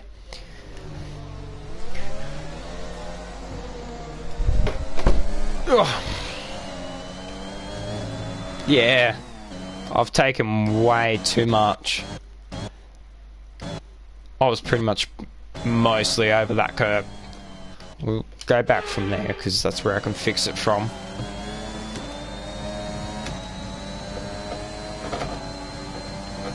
Let's see if I can't try and make some time. He's got DRS, but now Verstappen's 2 seconds up that wide road. Slow it right down. Hamilton's gonna start getting the shit soon. Get really annoyed at the fact that I'm now letting Verstappen go, because I know I can purposely... We're approaching the pit window. You'll be on the mediums. I can hold Hamilton off, even if Hamilton does that, because I just switch back him. But he gets held up. He's going to get held up by Lundgaard.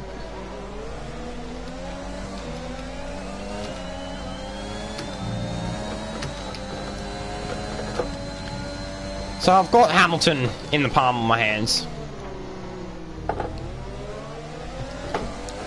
As long as Lundgaard... Yes, there's so many curbs of death in this game. You've got one at Spa. You've got one at, not Monza, Imola. The downhill upright. Hamilton having to slow down because of Lundgaard, and I can... Oh, Jesus. That was a bit hard.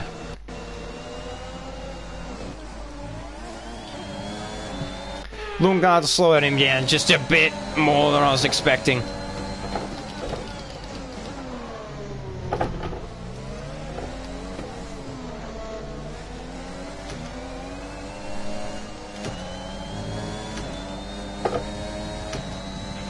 There's been an incident on track, but officials aren't looking to push for a safety car right now. Just be careful.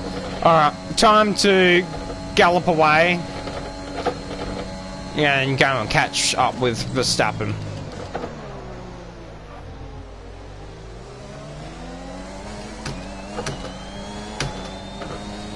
Steering wheel really heating up now.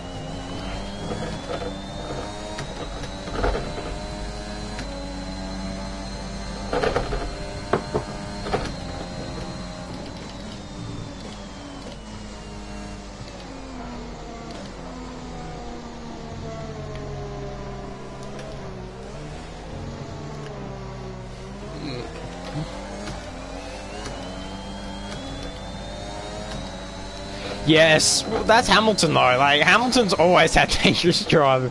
He brakes so early, so he's basically brake checked me, and I wasn't even ready to swerve. And yeah, he's brake checked me. I'm surprised he didn't pop my tyre off, actually.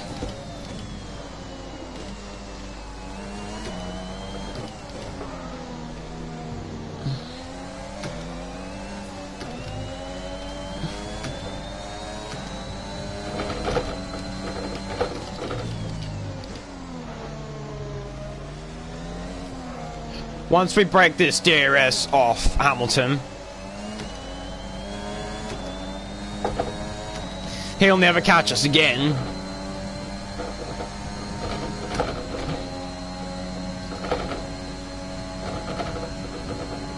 Oh, he's catching slowly, like...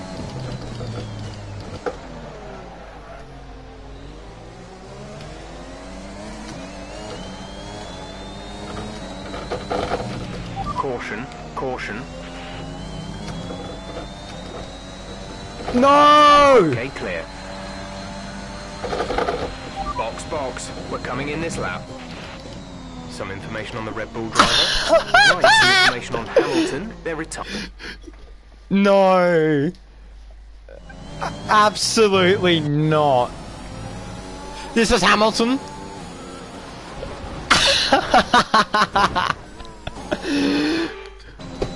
Man runs into him. Oh, not anymore. What? You were meant to run into him.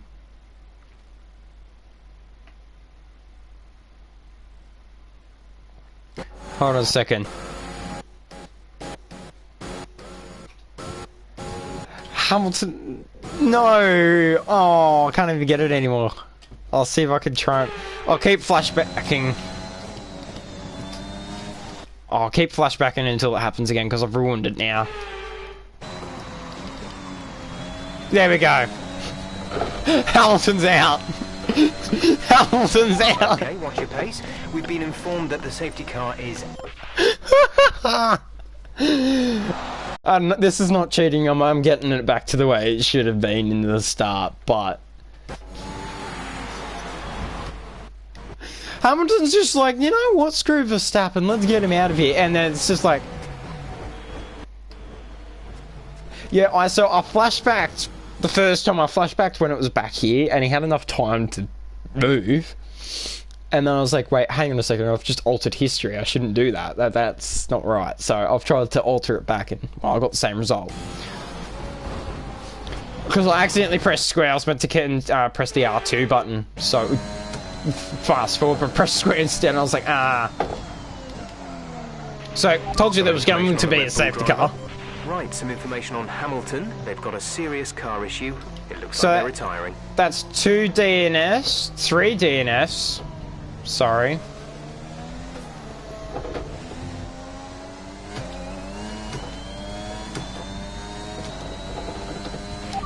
Box, box, box. Say that again. We're having trouble receiving.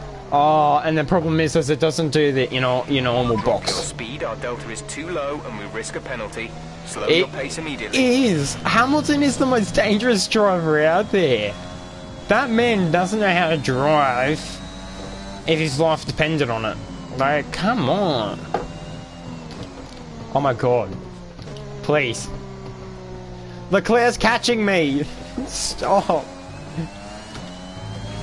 Max has dropped out of the race. Oh, they finally tell me Max has dropped out.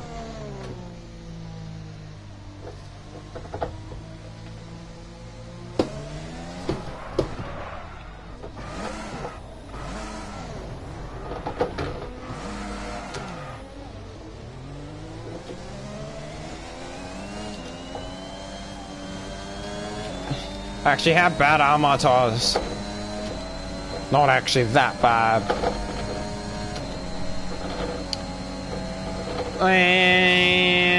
I'm gonna go another lap. Return the position immediately or we will be penalised. There is no overtaking during the safety car period. Overtake me, Lundgaard! Bro, almost just cost me race.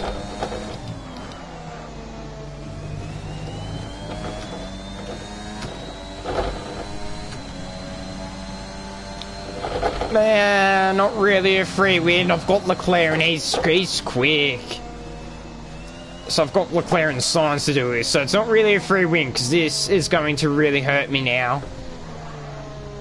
Those two haven't pit, I'm pretty sure. Driver behind. Leclerc behind. The gap to the car behind is 1.5 seconds. They're on old mediums. Alright, Their tyres are 21 laps old. We think they've got one more stop. The time last lap was a 1:54.9. We're losing about 5 seconds a lap. This pace is far too slow. We're coming up to the safety car now. Do not pass it. You are the leader. Follow the safety car. So he will need to make another pit stop. So will Sainz. Sainz will need a new one.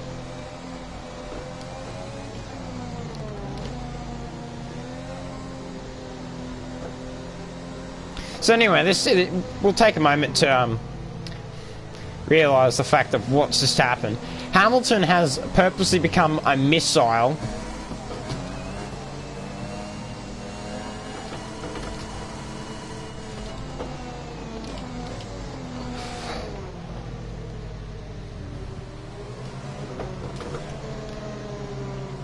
And purposely attacked Max Verstappen for almost doing nothing.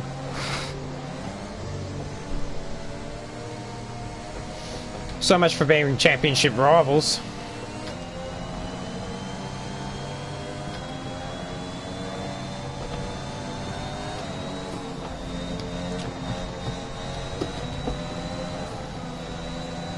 Seventh gear warming.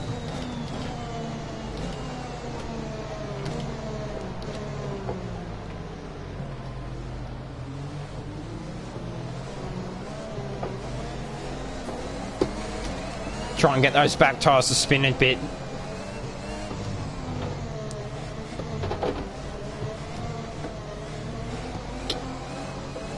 Keep this tyres nice and warm.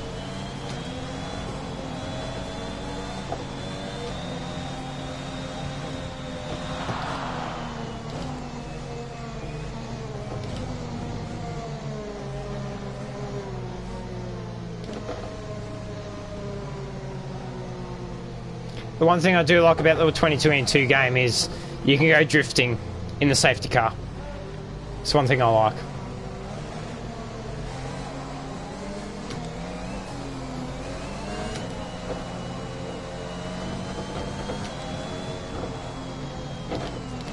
But you really start to understand like the size difference between the F1 cars and the safety cars at this point in time.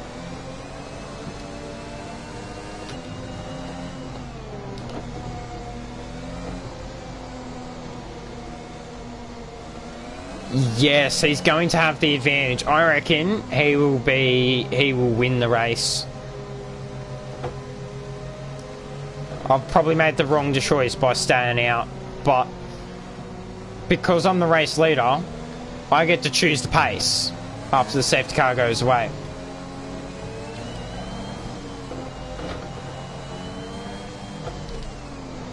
So I get to choose how fast everyone goes.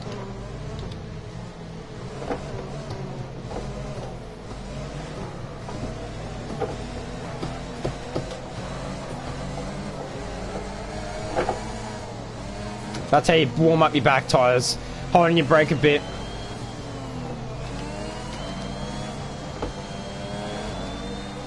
And it gives your back wheels a bit of a spin.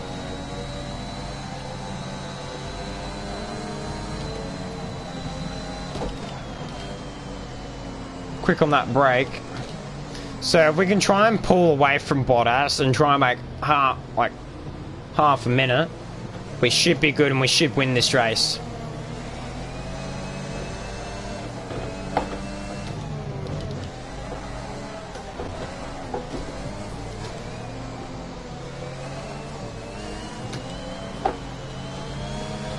Okay, these tyres are nice and warm.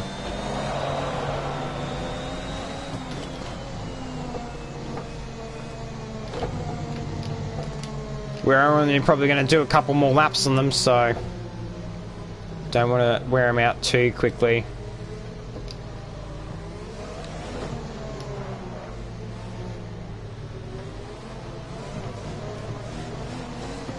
Safety car will come in this lap though.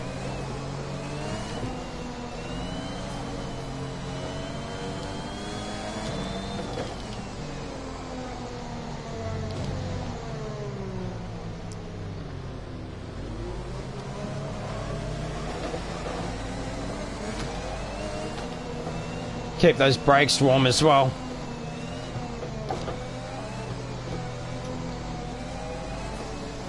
Engine's a little bit cold.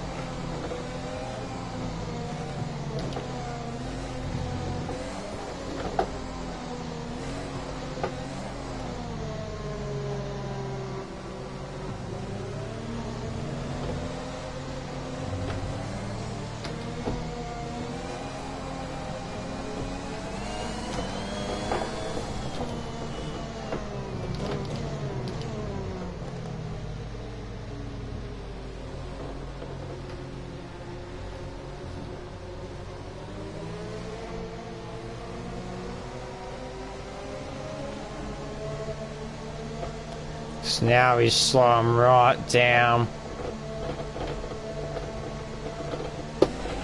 Safety car is in this lap. Safety car in this lap. You will be controlling the pace on the restart. Keep it steady until the safety car has reached the pit lane.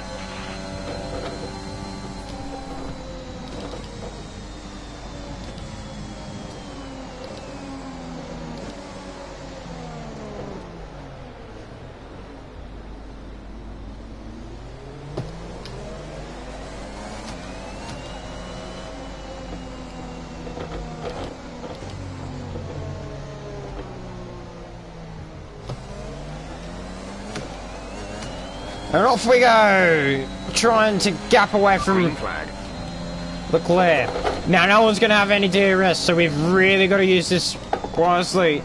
Our tyres are a little bit cold.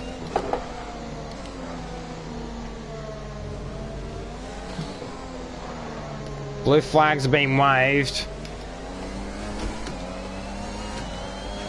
The car behind is dropping back by about 3/10 a lap.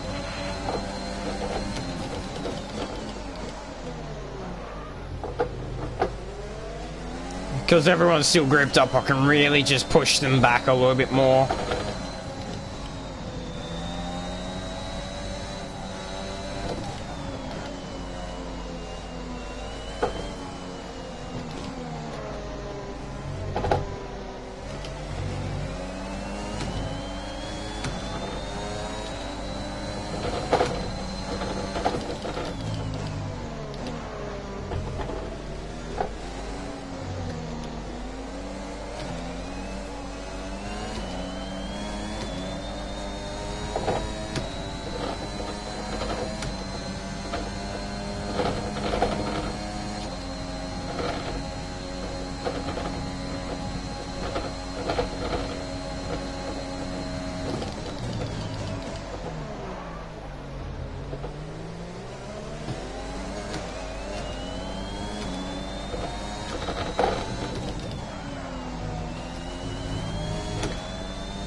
Leclerc and Sainz going in.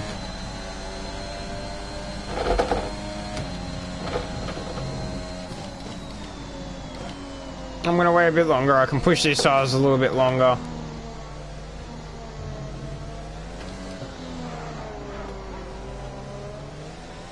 I'm going next lap. At the end of next lap. Maybe. Depends how much I can pull off.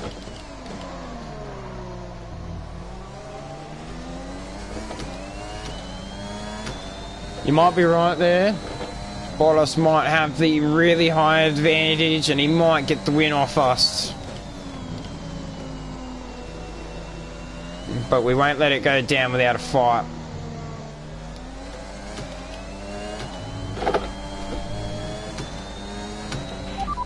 Box this lap. Okay, we can take you this lap.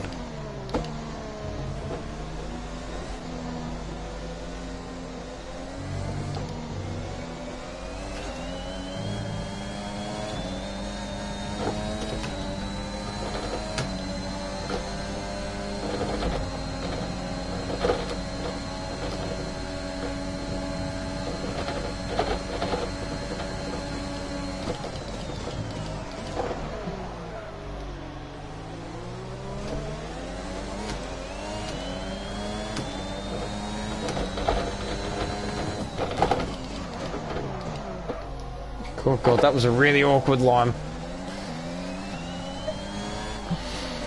Yeah, I do.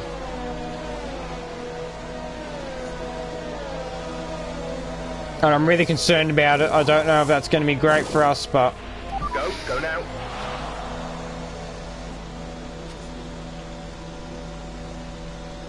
Yes, plenty to show. It's showing more on the right than it is on the left. Tires now. We want to finish the race on this compound. Oh, here's Leclerc.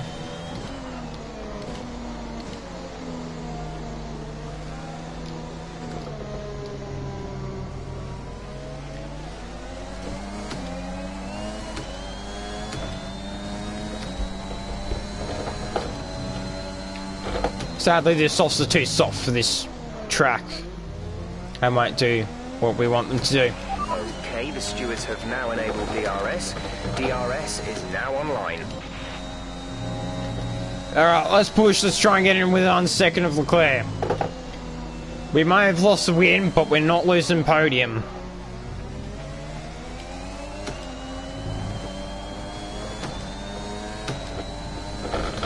That's enough ARS.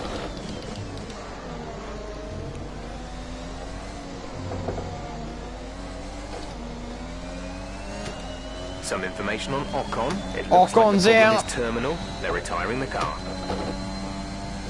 Hello there. DRS is now enabled. We are flying up behind Leclerc. Getting that braking down to a fine T. Okay, clear.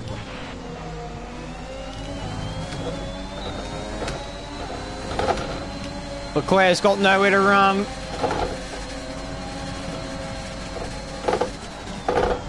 Oh, bit of contact there. As my brakes locked up and we've collected him on the side.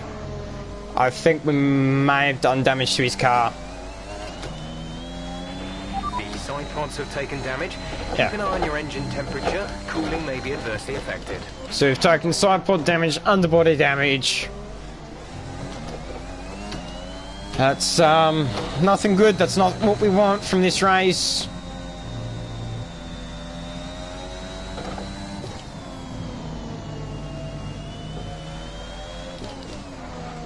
Next, Stroll.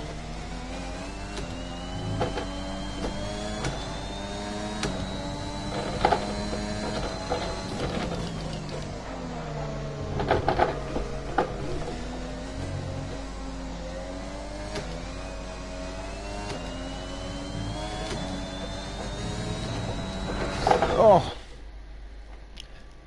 Yeah. I will admit I did kind of push myself into that corner a lot more. It is a lot more contact than, yeah, just a bit.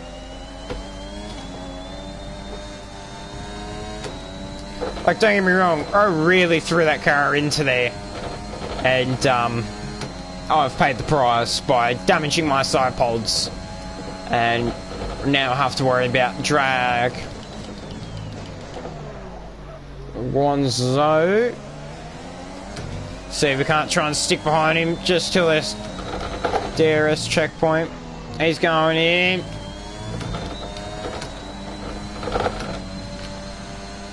Fastest lap on 35.66.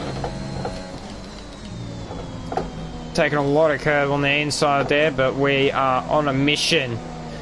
Yes, these tyres will last us to the end, even if we push as hard as we can. Leclerc's in the pit, so he did have front wing damage. We did give him that. I do apologise to Leclerc. I have nothing against you. Yet.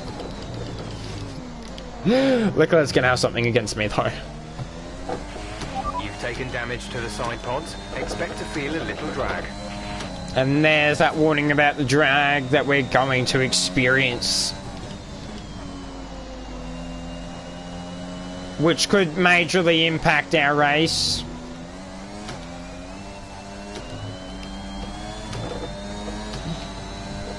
Yeah, fastest lap with underbody and side pod damage. Ahead is 7.5 seconds.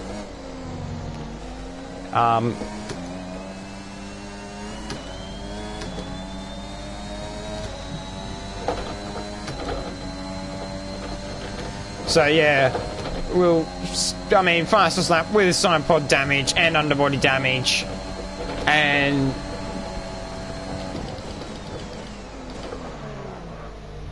yeah,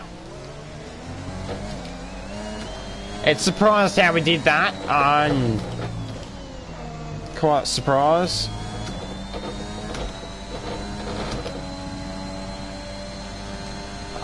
Now I'm actually really using your tactic of using that ARS along that straight, and it's really working. It's really gaining some time because I've nailed down more of the corners now. We're now within 6 seconds of Latifi and Stroll.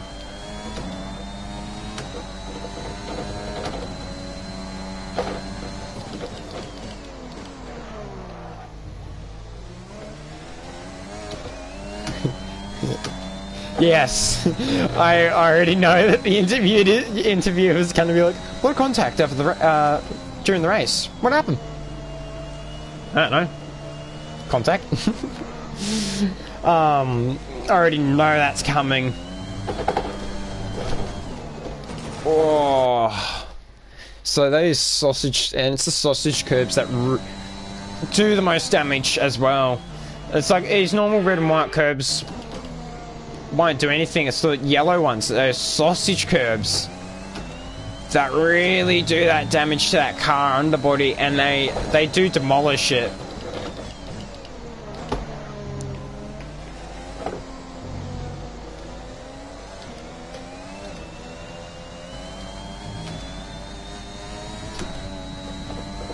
In the distance we can see Stroll and Latifi going down straight.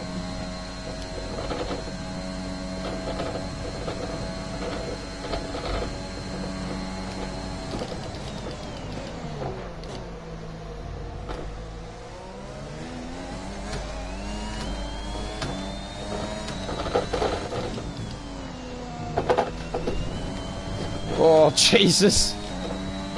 Getting really rocky with those sausage curbs. They really do rock that car really hard.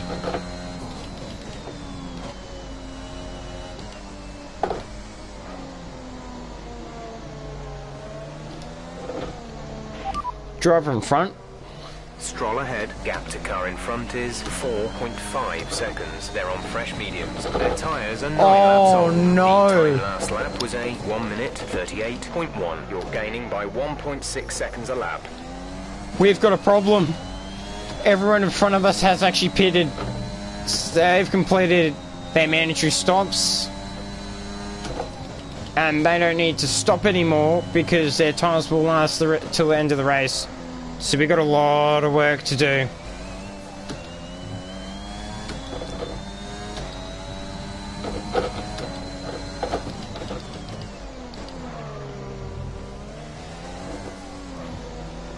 Hang on a second, I'll get to reading the message. It can't read it during the corners because I've got to focus. I'm not gonna say that. Poor aero department, they did nothing wrong. No, it probably was the aero department's fault. But I mean, it was my brakes that locked up though, so... Could that be to blame as well? Could be the durability department, you know? Or chassis department. Keep managing your tyres. Manage your tyres. Go away, I don't want to look at my underbody, I know it's horrid.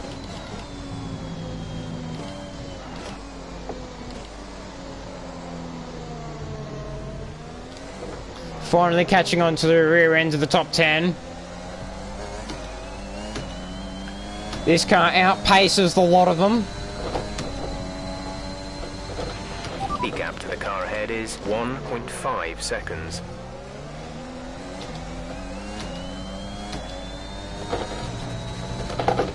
Yes, I have done the Ferrari strat. And now I'm suffering. Oh, I should have gone in while safety car was on.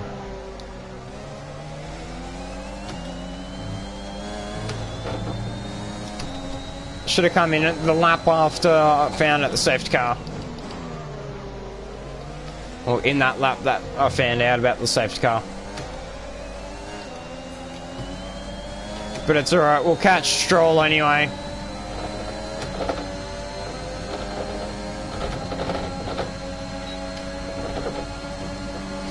Red Bull, even 2021, still showing their superiority in their DRS.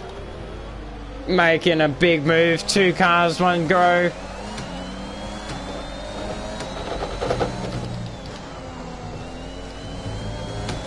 Coming up on George Russell now, we're in the top 10.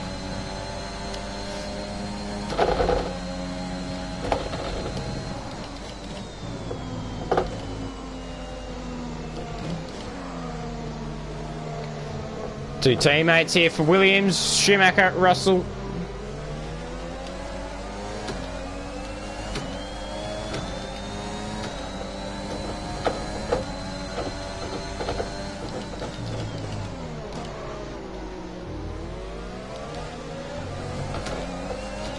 Schumacher doing better than Russell.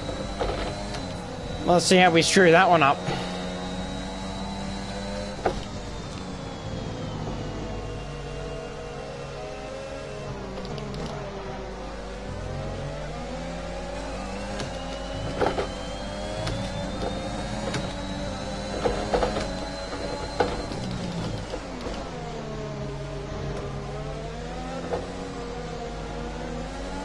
Bit of contact there.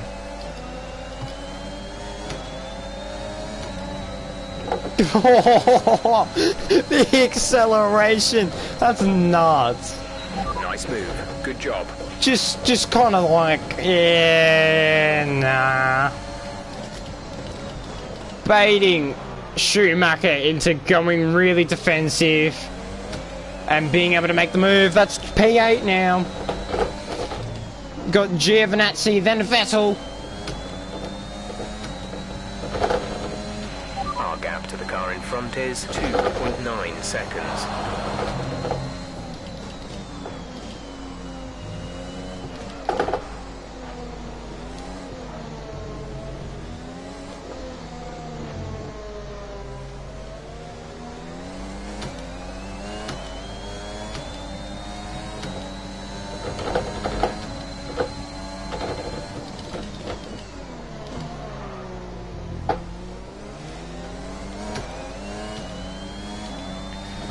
Got 2.5 seconds to really make on Giovinazzi.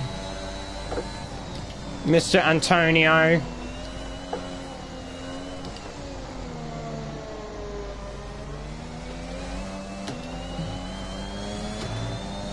We will definitely make a lot of time down this straight though.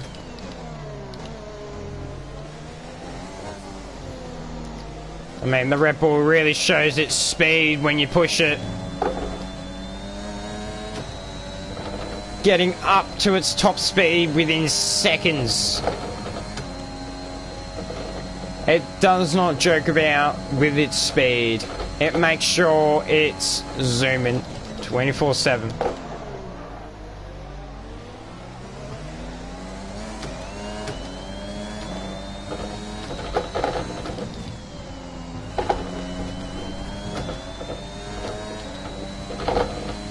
We are catching Vettel slowly but surely.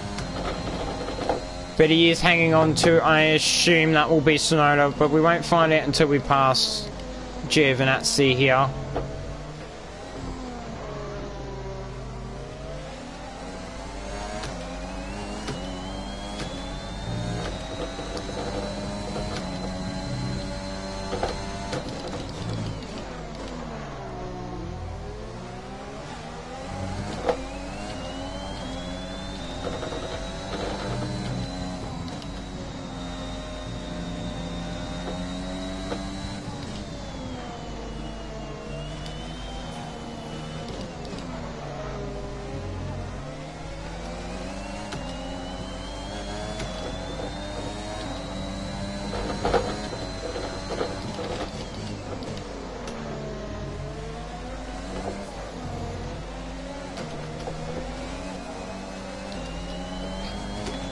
Flying out once again. Here we go.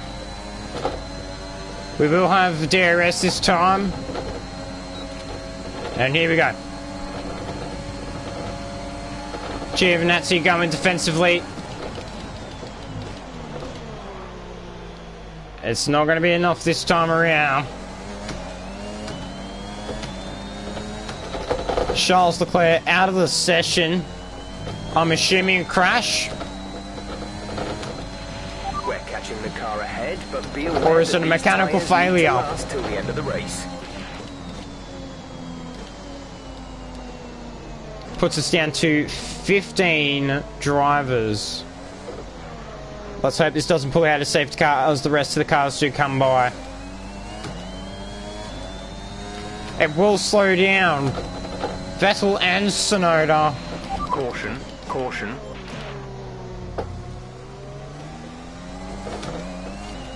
That looks to be a retirement there. Must have had something wrong with the car.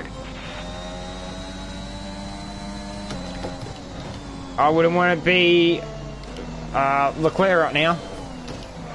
That's not great. We hold the fastest lap at the current time.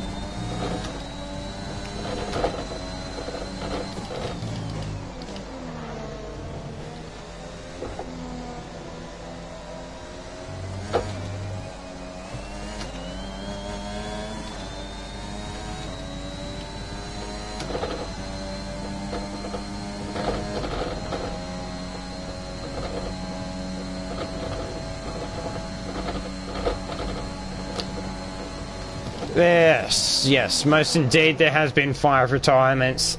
Not Bottas, Hamilton, Ocon, Verstappen, Leclerc, and I can't think of who else it was.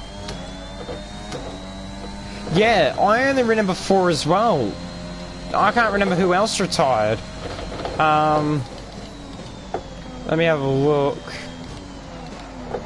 So have both the Haas's, both the McLarens, not both of the Alpines. Oh. No, I was going to say Pierre Gasly, he's still here. Lance Stroll and Vettel are still here. Guanzhou and Giovinazzi are still here.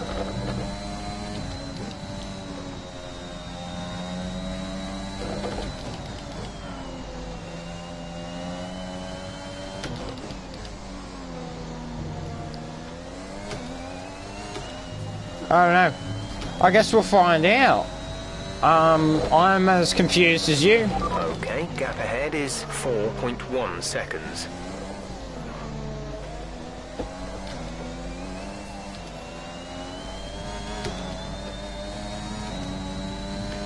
So what have we got? We've got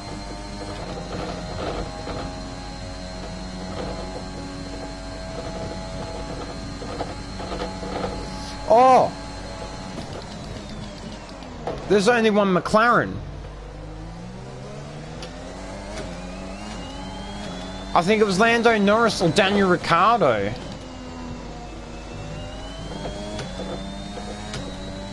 That's the fifth one. Daniel Ricciardo or Lando Norris. One of them has dropped out. And I'm pretty sure it was Lando Norris.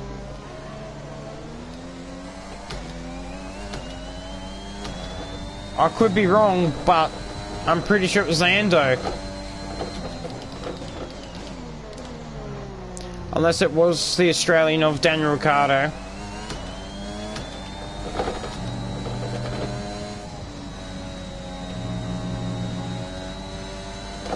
But yeah, we're missing on McLaren.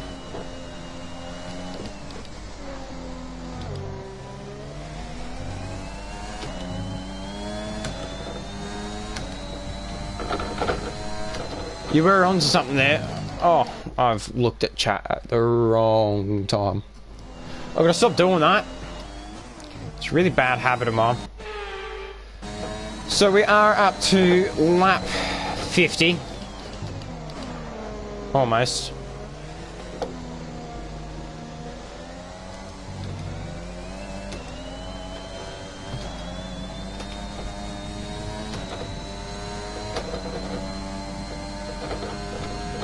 I don't think it was during the safety car.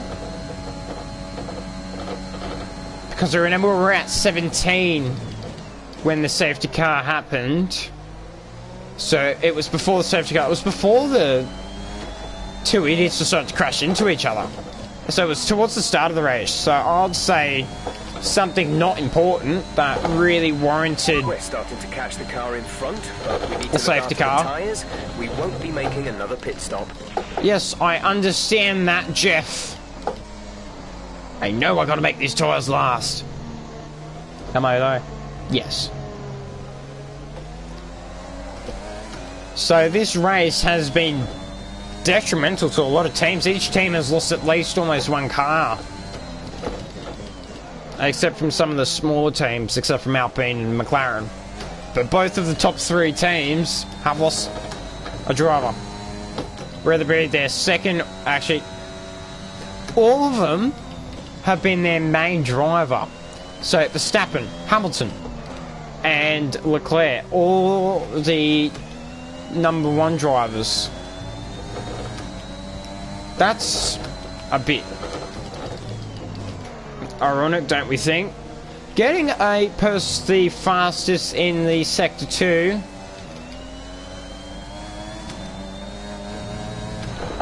Oh, sucking it in way too far into that corner.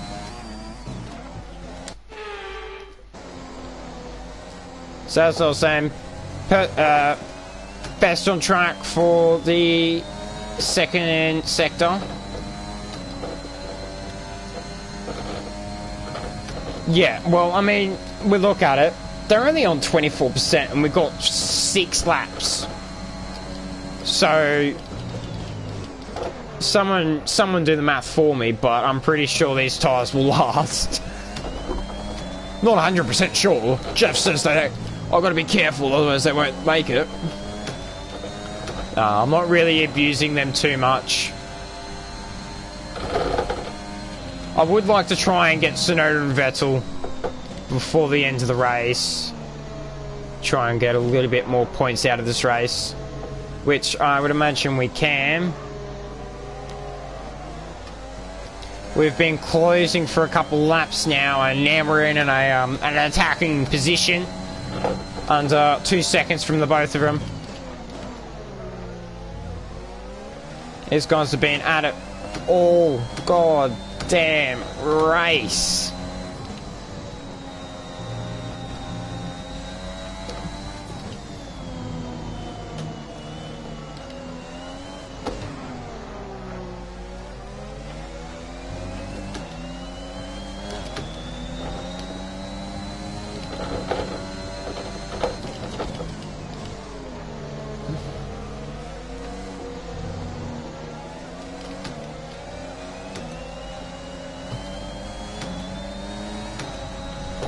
Oh, Oh, too true. I don't think he is either.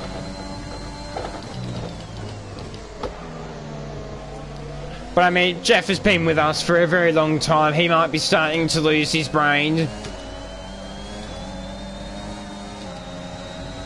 Jeff's been with us for a very, very long time. That man is as old as this game. Actually, no, he's been around a lot longer. So we're experiencing a Hamilton Verstappen thing that we suffered at the start of the race, with Vettel being able to grab Tsunoda's slipstream.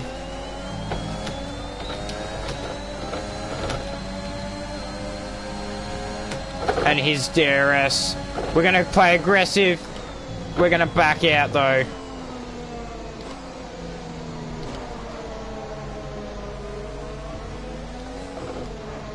I don't know why I tried to go for the move. Oh, I'm just getting tired now. Doing the same thing over and over again. That's the problem with sim racing, is you start to really tire out because you're getting sick of doing the same thing over and over again. So you really start to really just... Your legs get really tired and you start to wear out a lot quicker towards the end of the race. We've got 4 laps to go.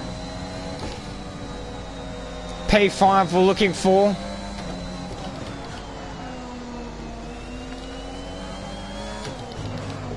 And in the extraordinary event we could get pole, but I think we've lost that dream for now. Close enough to Vettel this time around. Giving them a little bit of a love tap there. And I think that may have caused some damage on the front.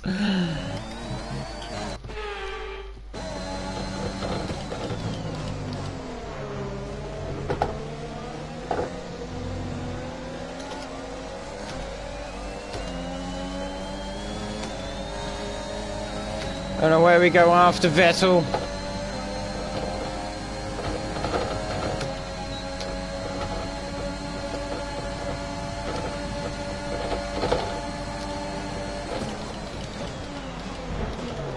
Oh, bit of contact between me and Vettel there. I forgot he was still on my side. Yeah, I mean, I like doing the long races because it feels a lot more real. The car behind is dropping back. We're seeing a gap form.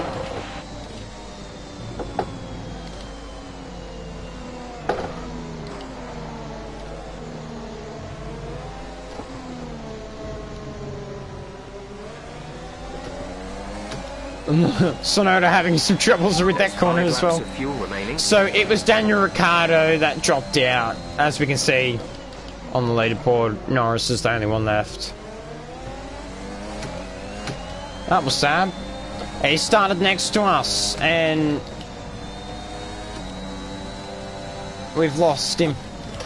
Pretty much most of the front grid has dropped out apart from 2 of them, really.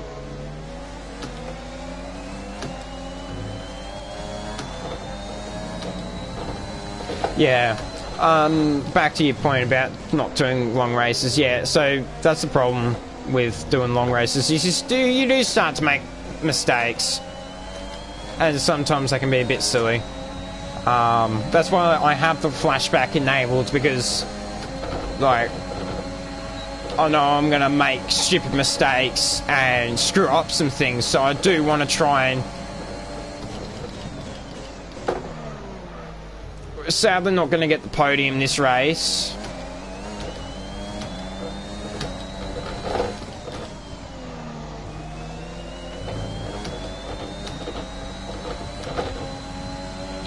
Yeah, I didn't even realise that he retired. That was that other car that we didn't know about. Like, we knew about Verstappen, Hamilton, Ocon, and Leclerc, but we didn't know about Daniel. We didn't see him drop out. So that's what's got me stunned, is we didn't see him, but... looks like I'm the only Australian in the top 5 today. But for the Chinese Grand Prix today, that was alright for a race. We started P1, we dropped down to P5, all due to a stupid mistake in the bit strategy. And that safety car did not help us one bit.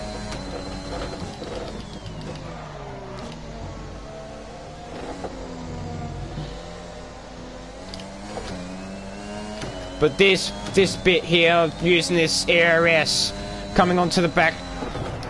Oh, that was almost the end of our race. That was almost the end of our race right there. That wall was ready to claim it.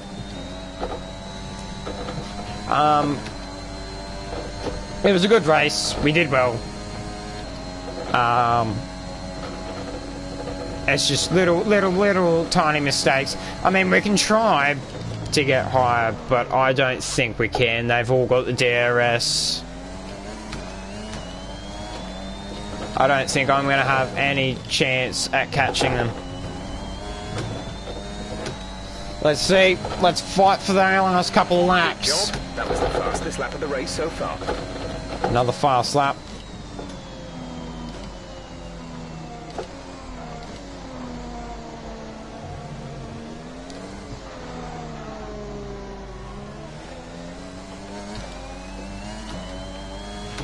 The car behind is dropping back. We're seeing a gap form.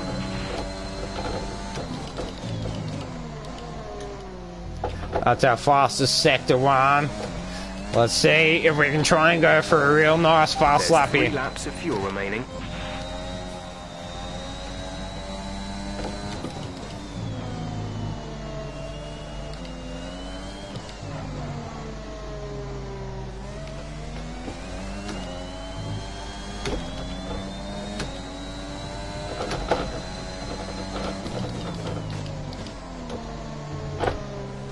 Got a slower one.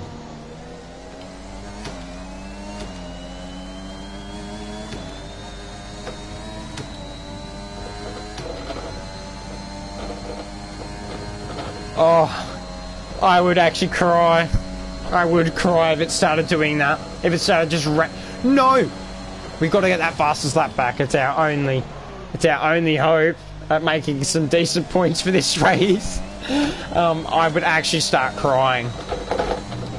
But I'm pretty sure most of the field wouldn't even go in and change their tyres. I think we'd keep fighting. This is your final lap of the race.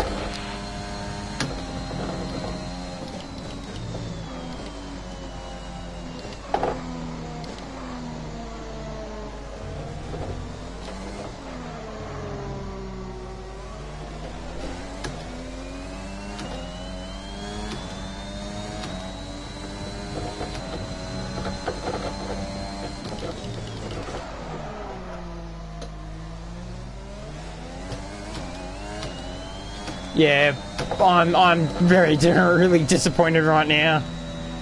So I'm pushing the Red Bull as hard as it can go.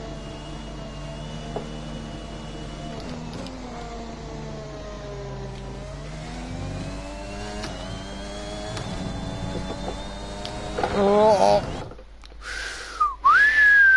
That was too close. I'm actually terrified of that corner now.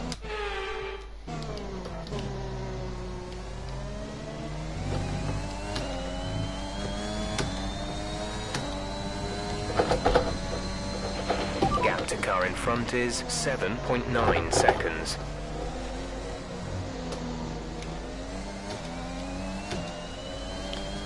It must have some type of cheats. But then remember, we've got problems on our cars. We've got the underbody damaged. We've got the side pods damaged. So that's what's screwing with us.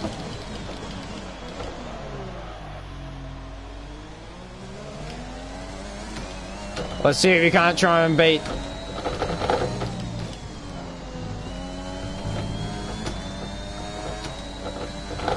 No, there was no chance in that one.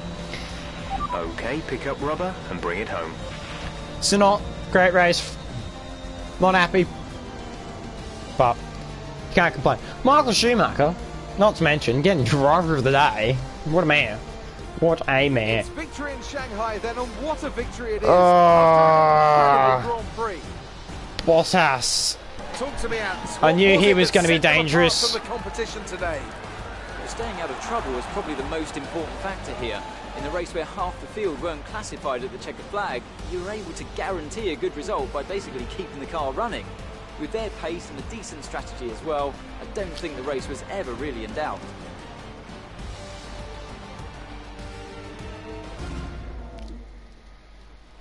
So after a magnificent race, we can now see the drivers making their way to the podium. Pierre Gasly, Once again, it's the Perez, Silver Arrows who and take top spot. Bottas. A well-earned victory for Yes, Mercedes. it was. So if you want to see more, do follow. Because we will be doing the next race tomorrow. Probably around about the same time anyway.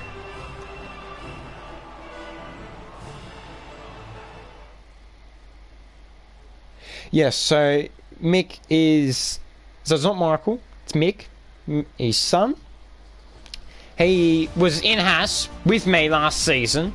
He moved off to Valtteri Bottas Williams. takes the top spot. He's our new Drivers' Championship leader after today's result. Some amazing talent out on the track today. But Anthony, who would you pick as your driver of the day? Mick Schumacher gets my vote today. It's time to see how things are shaping up in the Constructors' Championship. Mercedes continue to extend their lead. Meanwhile, good work from Aston Martin this weekend, who pushed themselves further up the order. Well, Ant, an end to another fantastic weekend. So we of got racing. 10 points for Thanks that to one. everyone who joined us, and we'll So, see you yeah. for the next one. There we go. That's what happened. So we had Leclerc, Ocon, Verstappen, Ricciardo, Hamilton. And yeah, Mick Schumacher on the Williams. Yeah, my apologies. I didn't mean to actually call him Michael. Oh, it was meant to be Mick. I'm just so used to saying Michael because, like, that's the more well-known Schumacher. So the standings right now, we currently sit in 8th. Max Verstappen sitting in 11th. Valtteri Bottas first. Lewis Hamilton, Pierre Gasly, Lando Norris, Sergio Perez, Charles Leclerc, Daniel Ricciardo, Yuki Tsunoda, Sebastian Vettel, Max Verstappen, Antonio Giovinazzi, Mick Schumacher, George Russell, Esteban Ocon, Nicholas Latifi, Carlos Sainz, Lance Stroll, Christian Lundgaard, and Guanzhou. And the Constructor Championship, Red Bull sitting in 6th with Mercedes, McLaren, AlphaTauri, Alpine, Ferrari, then Red Bull, Aston Martin, Alfa Romeo, Haas, Williams, and then Haas. Very interesting for the round 2 of the 2020, the technical 2022 season, not the 2021, because last season was the 2021. Ugh, it's confusing when you have to explain it when the game's the 2021, but when you play, you know. So, we up it on Hamilton. We're now neck and neck. It's 6-all. Let's move on. We've got some R&D to develop. We've got some other things to deal with, and that will be the end of the Chinese GP for today. Do wish to join us back tomorrow for... I can't remember what race is next. Hang on a second. We'll find out. Do join us back tomorrow for Imola. I don't... Yes, I know I don't sound happy about that. I don't like Imola for a lot of reasons. I don't really want to, but it is really recommended, and we will do that one. There's nothing else at the current time. So skip on forward. Our new parts have completed without issue. They'll be on the car ready for beautiful. the next race weekend. So the interview's random. It happens when they choose.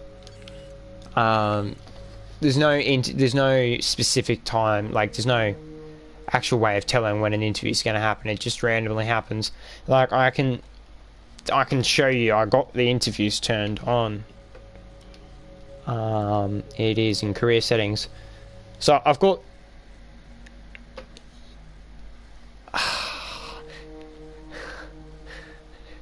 That hurts my heart to say that Imola is the best track. No, I have to say it is a very good track. The reason why I hate it, and the reason why I dislike it so much at the moment is, we'll skip on forward so we get the outline. So the dip. So you've got turn 1 to turn 2 to turn 3, turn 4, 5, 6, 7, 8, 9, 10. So it's turn 10. It's that uphill right, and it's really tight. And if you place the acceleration too early, it proceeds to spin the wheels, and you can lose the race just like that.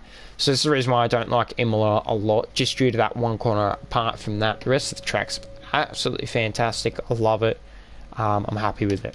So when it comes for the season, we'll have Imola, Portugal, Spain, Monaco, Azerbaijan, Canada, France, Austria, Great Britain, or UK, Hungary, Belgium, Netherlands, Italian, Singapore, Japan, US, Mexican, Brazil, Australian, Saudi Arabia, and United Arabs. Yes, that inside curb is the curb of death. And then if you go too far out, you have the other curb of death, which it's just like threading an eagle. It's impossible. So Valtteri Bottas on top, 34 points. Championship still in great ways. We could possibly still be able to go for it. Pierre Gasly sitting quite high. Lando Norris doing all right. So yeah, if you want to see all the races, there they are. Instead of being La Castellet, it should be Paul Ricard. Not that. Yeah, so you got Imola, Portimao, Barcelona, Monte Carlo, Baku, Montreal, Paul Ricard, not Lacoste, Spielberg, Silverstone, Budapest, Spa-Francorchamps, Zandvoort, I've always forgotten that name, Monza, Singapore, Suzuka, Austin, Mexico City, Sao Paulo, Melbourne, Jeddah, and Yas Marina, or the Yas Island. But anyway, that does it for today. So do join us back for round 3 of season 2, F1 2021. Make sure to follow along to keep in track. Have a good one.